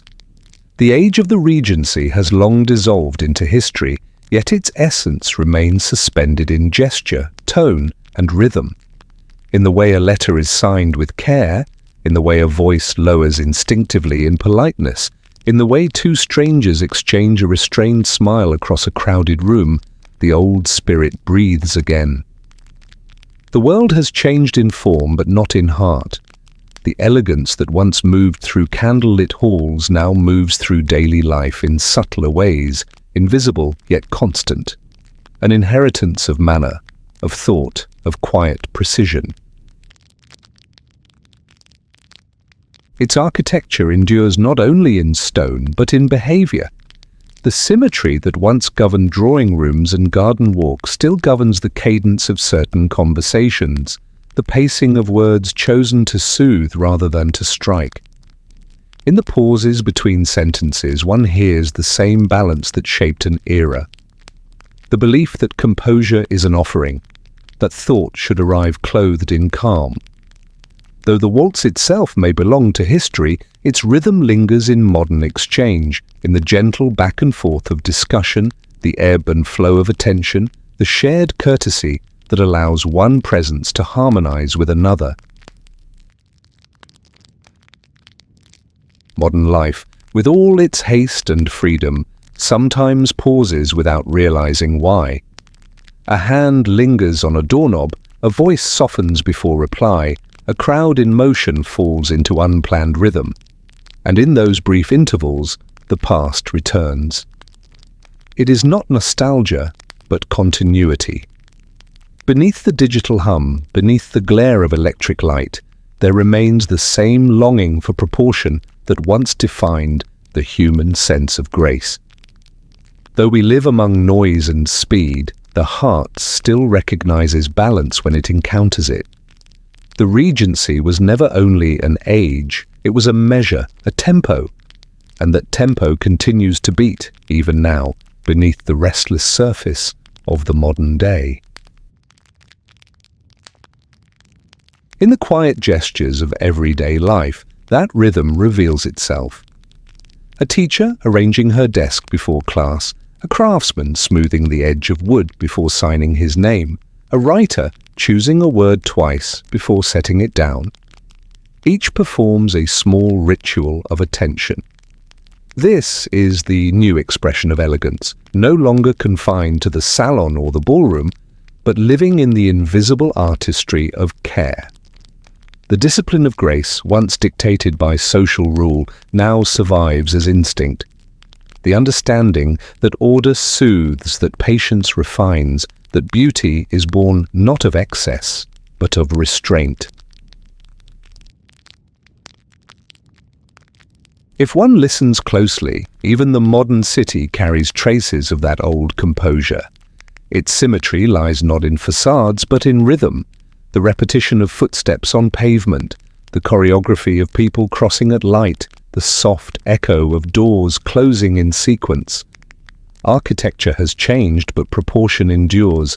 The same instinct that once designed terraces and staircases now guides the human eye toward harmony. In glass and steel, as once in marble and silk, people still seek the alignment that calms the mind. To live beautifully even now is to live by balance. Though the manners of the past have softened, their intention remains. Politeness, once a code of formality, has become a quiet respect, not for rank, but for presence. To greet another with calm, to listen without interruption, to hold oneself with stillness, even amid haste. These are the surviving languages of civility.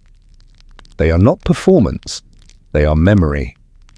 Through them, the old grace continues to teach that human connection requires rhythm as much as reason, that understanding is built not from reaction, but from pause. The Regency's gentleness lives on not as nostalgia, but as method, a pattern for how people might still inhabit the modern age without losing the art of being human. It is strange and beautiful how fragments of elegance persist, even in the least expected places. A handwritten note, folded with care, a bouquet arranged with quiet thought, a pause before saying goodbye. Each carries the faint echo of an earlier world. Technology has changed our hands, yet not our gestures. Words arrive through screens instead of letters, but the impulse to write with sincerity, to choose tone with patience, is the same. The rhythm of courtesy adapts, it does not vanish. To be gentle in an age of noise is to continue a lineage older than one can name, to honor the measured calm that once gave structure to light itself. Even fashion, ever restless, cannot escape this continuity. Lines simplify, fabrics evolve, yet proportion remains sacred. The cut of a modern coat, the drape of a simple dress, the clarity of minimal design all reflect the same pursuit of harmony that guided the Regency's hand. We may no longer wear lace and crinoline, but the yearning for form, for refinement, for balance between motion and stillness endures. Elegance, stripped of ornament, becomes essence, and essence cannot fade. In conversation, too, the echoes remain. Where once there were salons and tea rooms, there are now cafes and messages. Yet the dance of speech continues. People still measure each other's rhythm, still adjust tone to match another's calm. The waltz of words, though unseen, persists. The careful exchange of thought for thought, the acknowledgement that true dialogue is not contest, but correspondence. Every time someone listens fully before answering, the Regency breathes again. Thus the past is not gone, it has merely softened its edges. Its music is quieter now, its light diffused, its gestures smaller. Yet they remain, woven into the pulse of life itself. What endures is not nostalgia, but continuity, the echo of elegance carried through time, reminding the hurried world that beauty was never a decoration, but a discipline, never a privilege, but a way of seeing. To move with grace, to speak with care, to exist with balance. These are not relics of a vanished age. They are the ongoing conversation between what was and what continues to be. The eternal stillness. Time, like music, moves forward but never truly ends.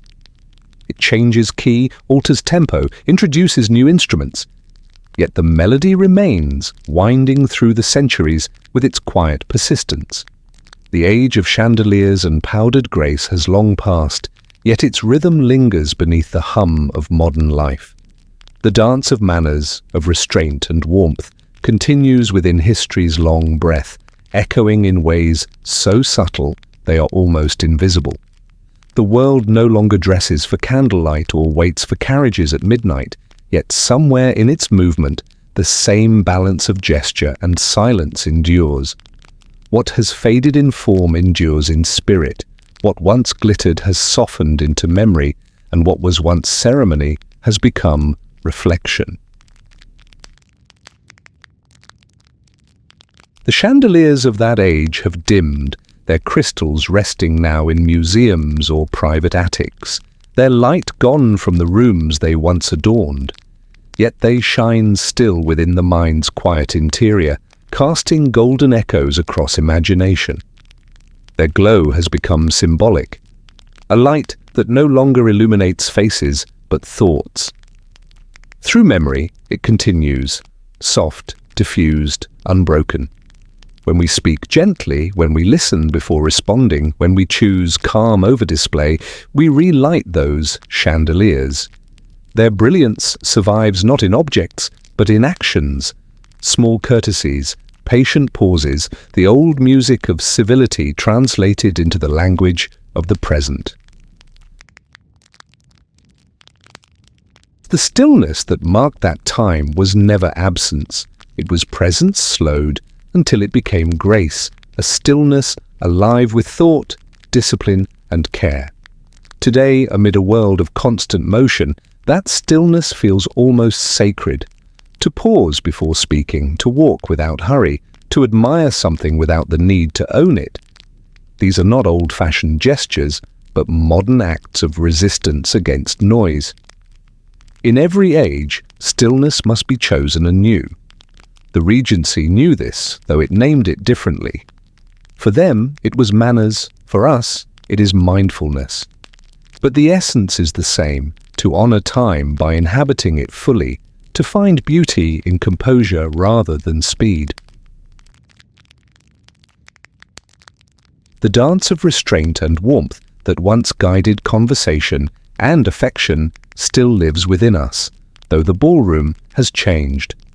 Where once people moved through music, we now move through thought and word. The rhythm is less visible, but its pulse remains, the balance between self and other, between feeling and form.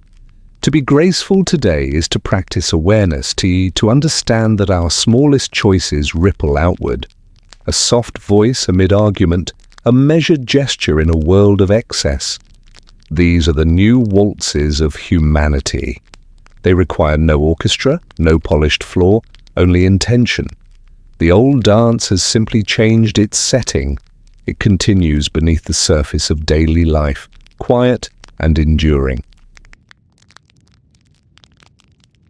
History does not erase such rhythms. It absorbs them, layers them, allows them to resurface in unexpected forms. The dignity of the Regency evolved into the composure of the Victorian, which softened into the gentility of the Edwardian, which in turn whispers through the quiet manners of today. Each age reinterprets the same idea, that to live beautifully is to live with awareness. The tools differ. Quills become keyboards, parlors become screens. But the human wish remains the same. We seek to connect without losing grace, to express without overwhelming, to move through life as though through a piece of music. with harmony, measure, and pause. Time carries forward the melody, and each generation adds its own refrain. In the stillness of reflection, one understands that every age seeks the same quiet truth: balance, belonging, and beauty. These are not inventions of culture, but continuities of being. The Regency expressed them through order and restraint. Our age seeks them through clarity and calm. Both are forms of tenderness, the wish to hold chaos at bay, to make meaning from motion. When we slow our pace, when we notice the play of light on a surface or the timbre of a voice, we participate in that eternal search. It is a lineage of stillness, stretching from candlelit rooms to digital screens, binding centuries through the simple desire for grace. To reflect on that time is not to escape the present, but to understand it. The elegance of the past was not perfection, it was the constant negotiation between appearance and sincerity, rule and emotion. We inherit that same negotiation only in new forms. Our rituals may be different, but the yearning behind them is unchanged. The Regency bowed, we text. They waited for letters, we wait for replies. But the heart behind these gestures remains. The wish to be seen with kindness, to be understood without noise. In this way, history is not distance, but dialogue, an ongoing exchange between what was and what remains possible. The eternal stillness of the human spirit is not the absence of change, but the calm that endures through it. It is the space between what fades and what stays, the quiet where memory and presence meet. To glimpse it is to feel time itself pause, not in death, but in recognition. Perhaps this is why certain moments feel larger than their duration, a glance that lasts a second, a silence that speaks more than speech. These are fragments of eternity where the world stops moving long enough to remind us that grace has never been lost, only transformed. And so the story rests, not concluded but at peace. It does not end with a closing curtain or final note, but continues quietly, endlessly, through those who still move gently, still listen carefully, still seek balance amid motion. The age of chandeliers may have dimmed, but its spirit gleams wherever patience and kindness meet. The Regency's light has become the world's pulse, soft, golden, unbroken. Across the centuries, it continues to glow in the gestures of ordinary people. In the kindness of strangers, the composure of those who choose calm, the warmth of those who act with thought. History moves, yet the melody endures, the slow, eternal waltz of human grace. The light beyond the age. When memory fades, what remains is not the image but the glow. The light of the Regency, once enclosed in halls and mirrors, now belongs to the air itself, diffused across centuries, gentle and omnipresent, like the breath of time that refuses to end. It lingers in the dust that rises through a sunlit room, in the glint of brass along a staircase long abandoned, in the soft echo of manners that survived even when the language around them changed. The age that once glittered with restraint and grace no longer stands as an era, but as a tone of being, a rhythm of civility that continues to hum beneath the noise of progress. Through silence, it has found endurance. Through loss, it has found radiance. The past does not vanish in the fading of portraits or the dimming of chandeliers. It simply transfers its light to subtler forms, finding refuge in the gestures of those who still pause before speaking, who still understand that grace is not performance, but patience. In that patience, the light survives. It has no shape now, no master, no boundary of geography or fashion. It exists like dawn after a storm, not declaring itself, but revealing all else.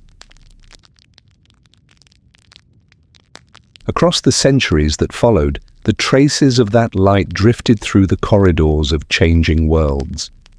When the Regency gave way to the Victorian order, when steam replaced silence and the air thickened with the scent of iron, something of its gentleness endured. It lived in the curve of a letter, the hesitation of a bow, the calm with which one closed a door behind them. The people of later ages may not have remembered its name, but they inherited its balance, that quiet distance between pride and politeness. To hold oneself with composure, to let a gesture mean more than a speech, to inhabit beauty without claiming it. These were lessons the Regency left behind, absorbed unconsciously by the generations who came after. And even as the world grew louder, faster, more certain of its machines and its motions, that subdued rhythm continued beneath it all, a heartbeat of restraint within the pulse of expansion. The world had changed, but the light remained, woven into the ordinary acts that define civilization. The kindness of a word withheld, the care in the turning of a page, the patience of a servant who smooths a tablecloth until it lies perfectly still. As the modern age unfolded, with its glass towers, its electric glare, its voices amplified and multiplied beyond counting, the old light adapted. It withdrew from palaces and found shelter in smaller spaces, the quiet of a library corner, the measured stillness of an artisan's hands, the slow dignity of someone tying a ribbon or pouring tea. It no longer needed titles or ceremonies to exist. It existed wherever there was awareness, wherever someone chose deliberation over haste, thought over noise. In the hum of cities, its echo could still be found. In the soft footfall of a passerby who paused to let another go first, in the tone of a letter written with care though it might never be read, in the poise of a dancer rehearsing alone long after the audience had gone.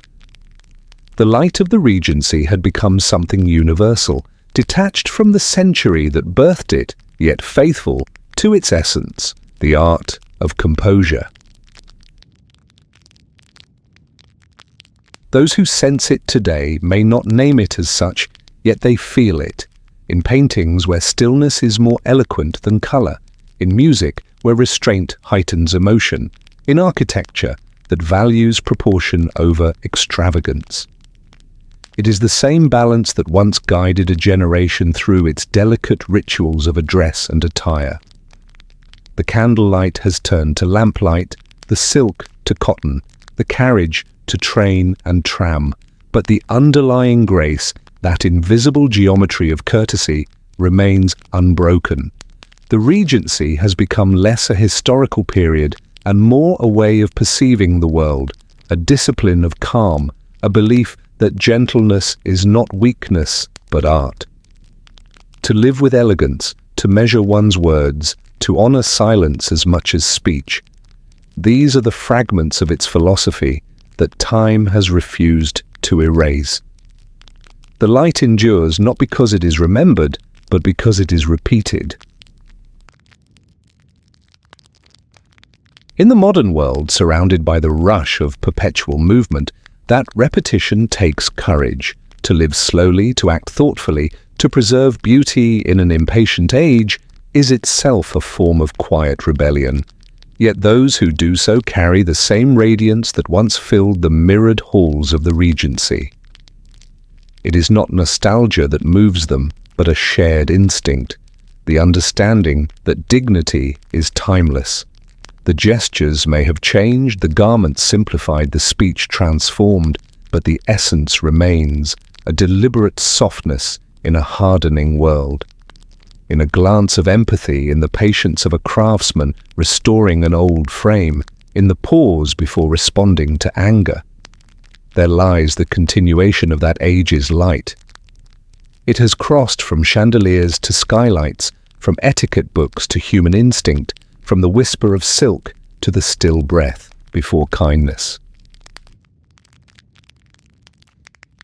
The more the centuries turn, the more this quiet endurance becomes invisible and therefore eternal. The world may forget names and reigns, but not the rhythm they taught it. Every age that follows inherits two kinds of light, the one it creates and the one it preserves. Edward's chivalric flame, the calm of Georgian poise, the measured pulse of Regency reason, each passed into the next, like torches, exchanging glow. What began as a moment in drawing rooms and ballrooms now rests in the collective heart of humanity. The idea that grace is a form of strength, that power may speak in whispers.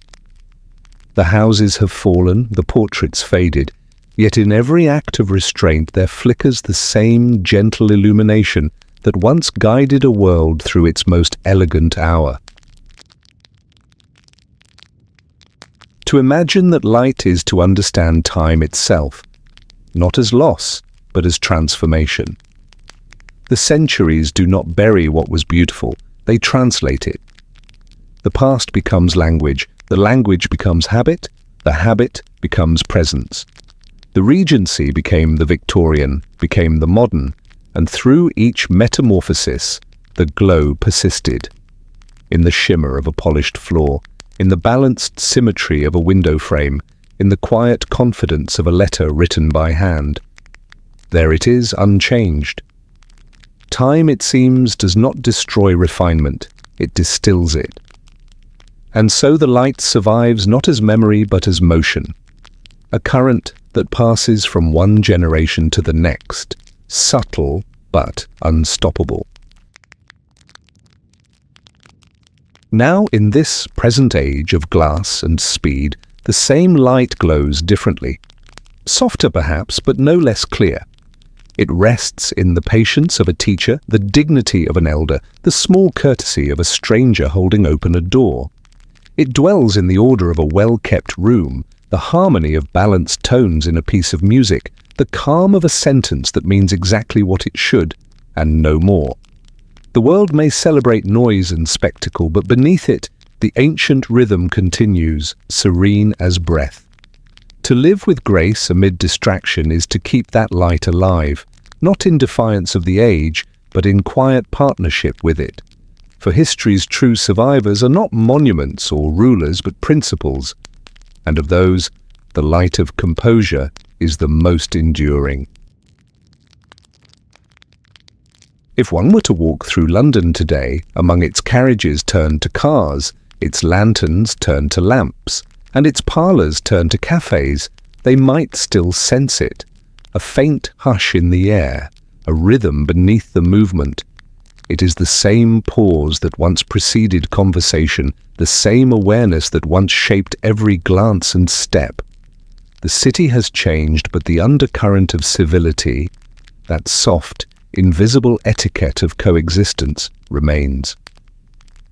It hums beneath the roar of engines, flickers in the reflection of glass towers where once stood mirrored ballrooms. The light is no longer confined to chandeliers. It is diffused through atmosphere itself, belonging not to class or court, but to consciousness.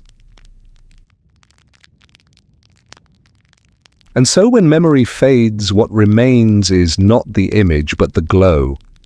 The chandeliers have dimmed, the music long since faded, yet the spirit of stillness endures, passed through time as gently as breath through glass.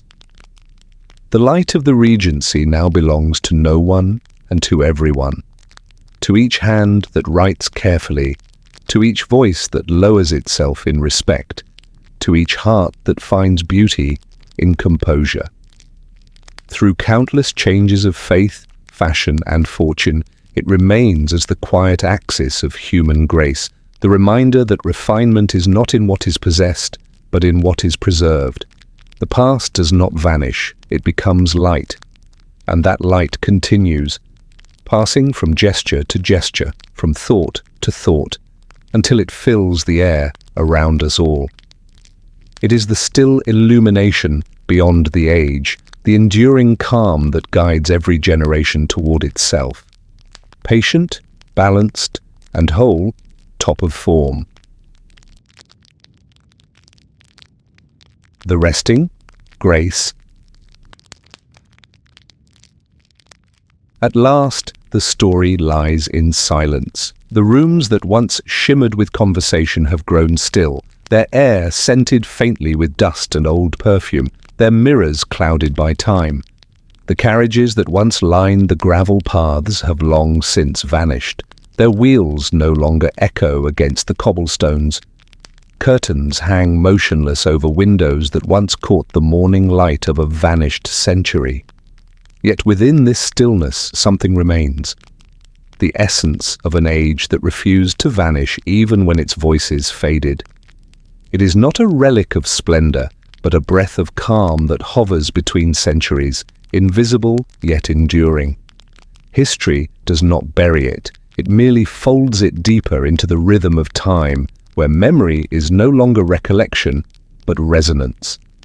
The story of grace does not end, it only changes its volume, moving from the grandeur of movement to the quiet of meaning. What endures now is not the splendor of attire or the choreography of etiquette, but the soft pulse that ran beneath them, the human wish to turn existence into art, to make even silence eloquent. As the world beyond those vanished rooms continues to change, the calm that once defined the Regency, the Georgian, and all the eras of refinement before them has settled into subtler forms. It lives in the still pause between gestures, in the quiet confidence of a hand resting upon a table, in the low murmur of words chosen with care. The centuries may have carried away the carriages and candles, but they have left behind a discipline, the understanding that peace is not absence, but arrangement. That understanding lingers like a fragrance too delicate to name. It moves through time unseen, yet present. In the way one adjusts a chair before sitting, in the care with which one listens, in the grace that turns patience into a kind of strength. Every civilization has its pulse, and this rhythm of composure, is the heartbeat that outlasts its empires. In the vast museum of time, the objects of that vanished grace still gleam faintly beneath the dust. A fan folded carefully beside a letter, a glove worn at the edge of a dance, a silver spoon engraved with a name no longer spoken. Each carries not nostalgia, but continuity, the proof that even the smallest details of beauty are acts of preservation. To polish, to fold, to write neatly, to stand in balance. These gestures were once social but have since become spiritual.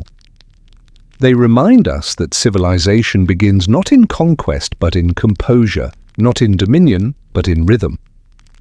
The quiet heart of every age beats in its manners, and when those manners fade, the echo of them remains.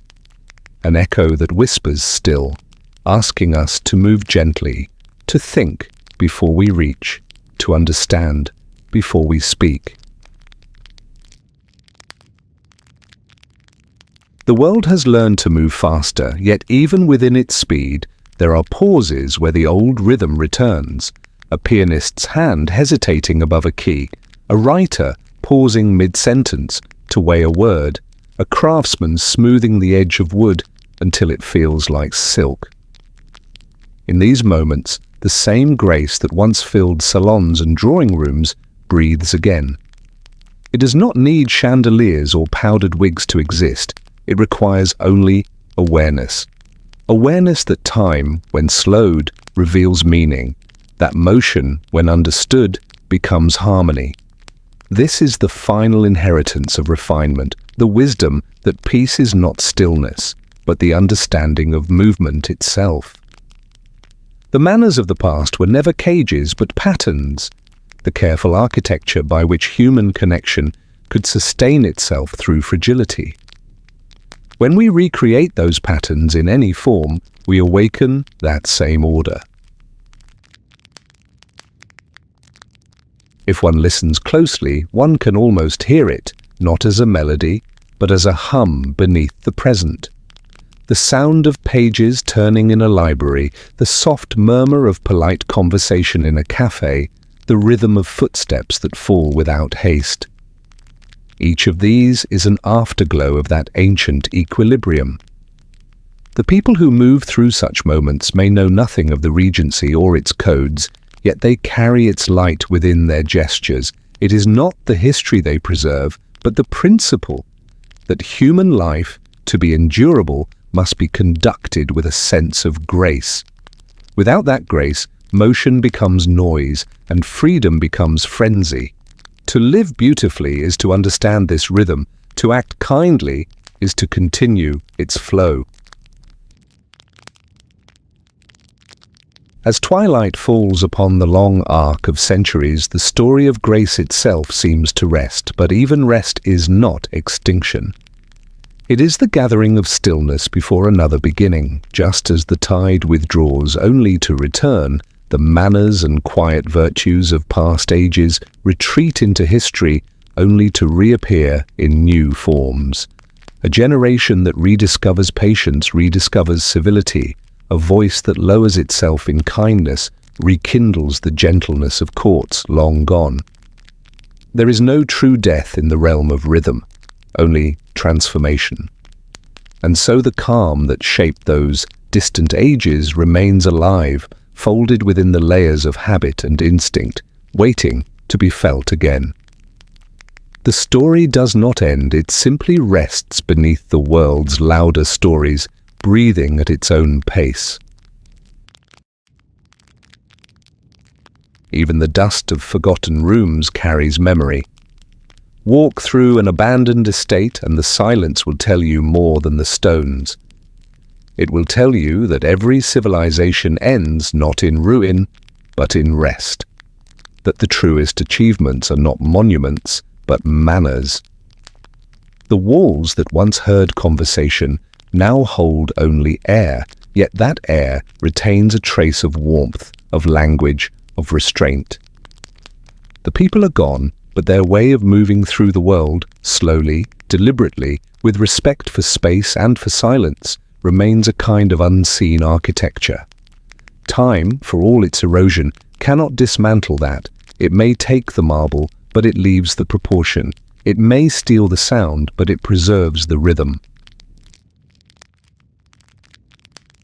So when we speak of history sleeping, it is not with mourning, but with reverence. The tale of grace does not vanish, it simply exhales. It lies folded within our gestures, hidden in our speech, alive in the smallest courtesies that survive every revolution.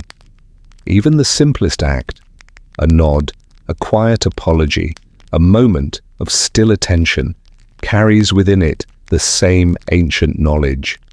That beauty lives not in adornment, but in intention. The candle has gone out, but the air is still warm from its flame. The carriage no longer waits outside, but the sense of departure, of leaving with dignity, of saying farewell with calm, still lingers in the world's behavior. In this way, history becomes less a record than a rhythm. Its stories are not fixed in books, but pulse through lives. Each time someone pauses to make space for another, each time patience wins over haste, the old light glimmers again. That light is not bound to an era. It belongs to humanity's deeper wish to find balance between motion and meaning. The Regency, the Renaissance, the countless epochs of order and refinement all dissolve into this single truth, that peace is not the end of action, but its understanding. It is the still center around which everything turns. And to touch that center, even for a moment, is to feel the continuity of all who came before. At last the story lies in silence, but it is a living silence, not emptiness, but repose.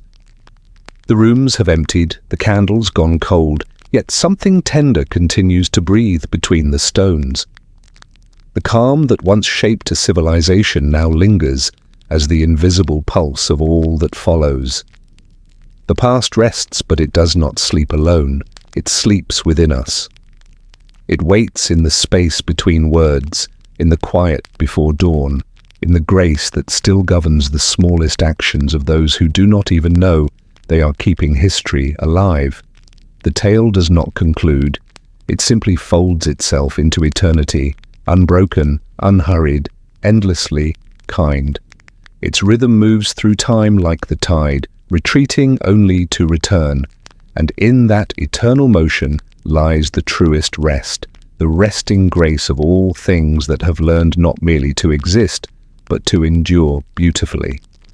Bottom of form.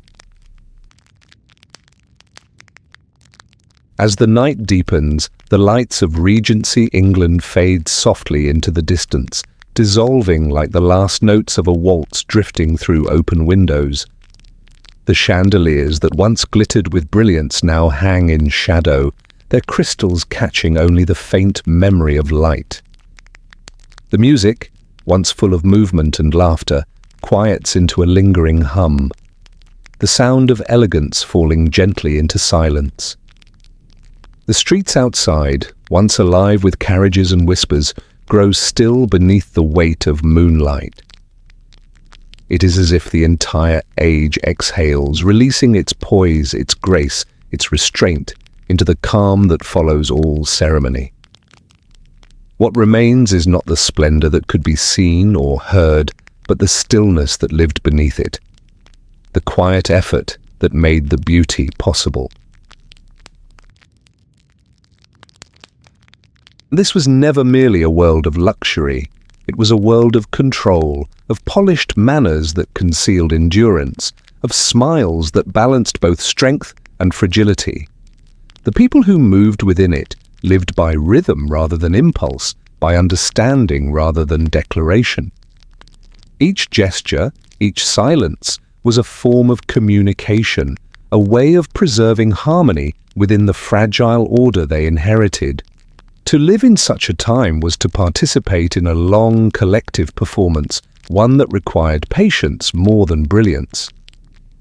Yet within that restraint there existed a kind of truth, the recognition that calm could itself be a form of art, that grace could be a quiet triumph. As history turns its pages, that world recedes, yet it does not vanish. The voices soften, but they do not die. The rules, the rituals, the endless balance of appearance and feeling all become echoes carried forward through time. Modernity may change the instruments, the language, the stage, but the melody persists. The faint rhythm of a distant waltz still beats somewhere in the human heart. Measured, deliberate, seeking beauty through composure.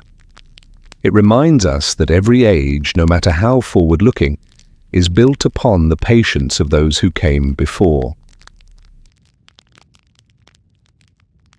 The legacy of the Regency is not its fashion or architecture alone, but its endurance, the way it taught civilization to hold itself with dignity even when uncertain, to maintain harmony in the midst of change. Its grace was not born of perfection, but of persistence. Beneath the glitter of its surface lived a humanity both tender and restrained, people who loved quietly, endured politely, and found meaning in the small, unspoken gestures that filled their days.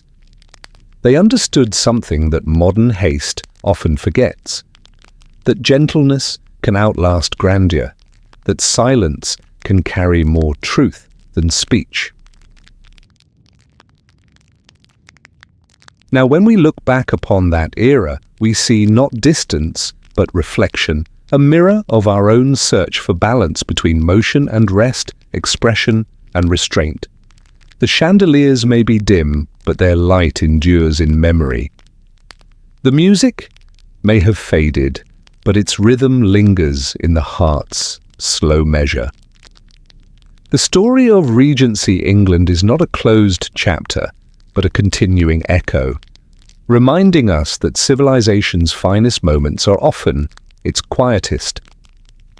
In the long calm of history, that age remains, patient, dignified, unhurried. Its beauty lies not in its power, but in its poise, not in its noise, but in its silence. Beneath all its ceremony was the same eternal wish that has always guided humanity, to belong, to be understood, and to find peace within the pattern of one's own time. And so the echoes drift on like the faint rhythm of a waltz that never truly ends. Graceful, measured and eternal, moving gently through the corridors of memory where light and quiet still hold hands.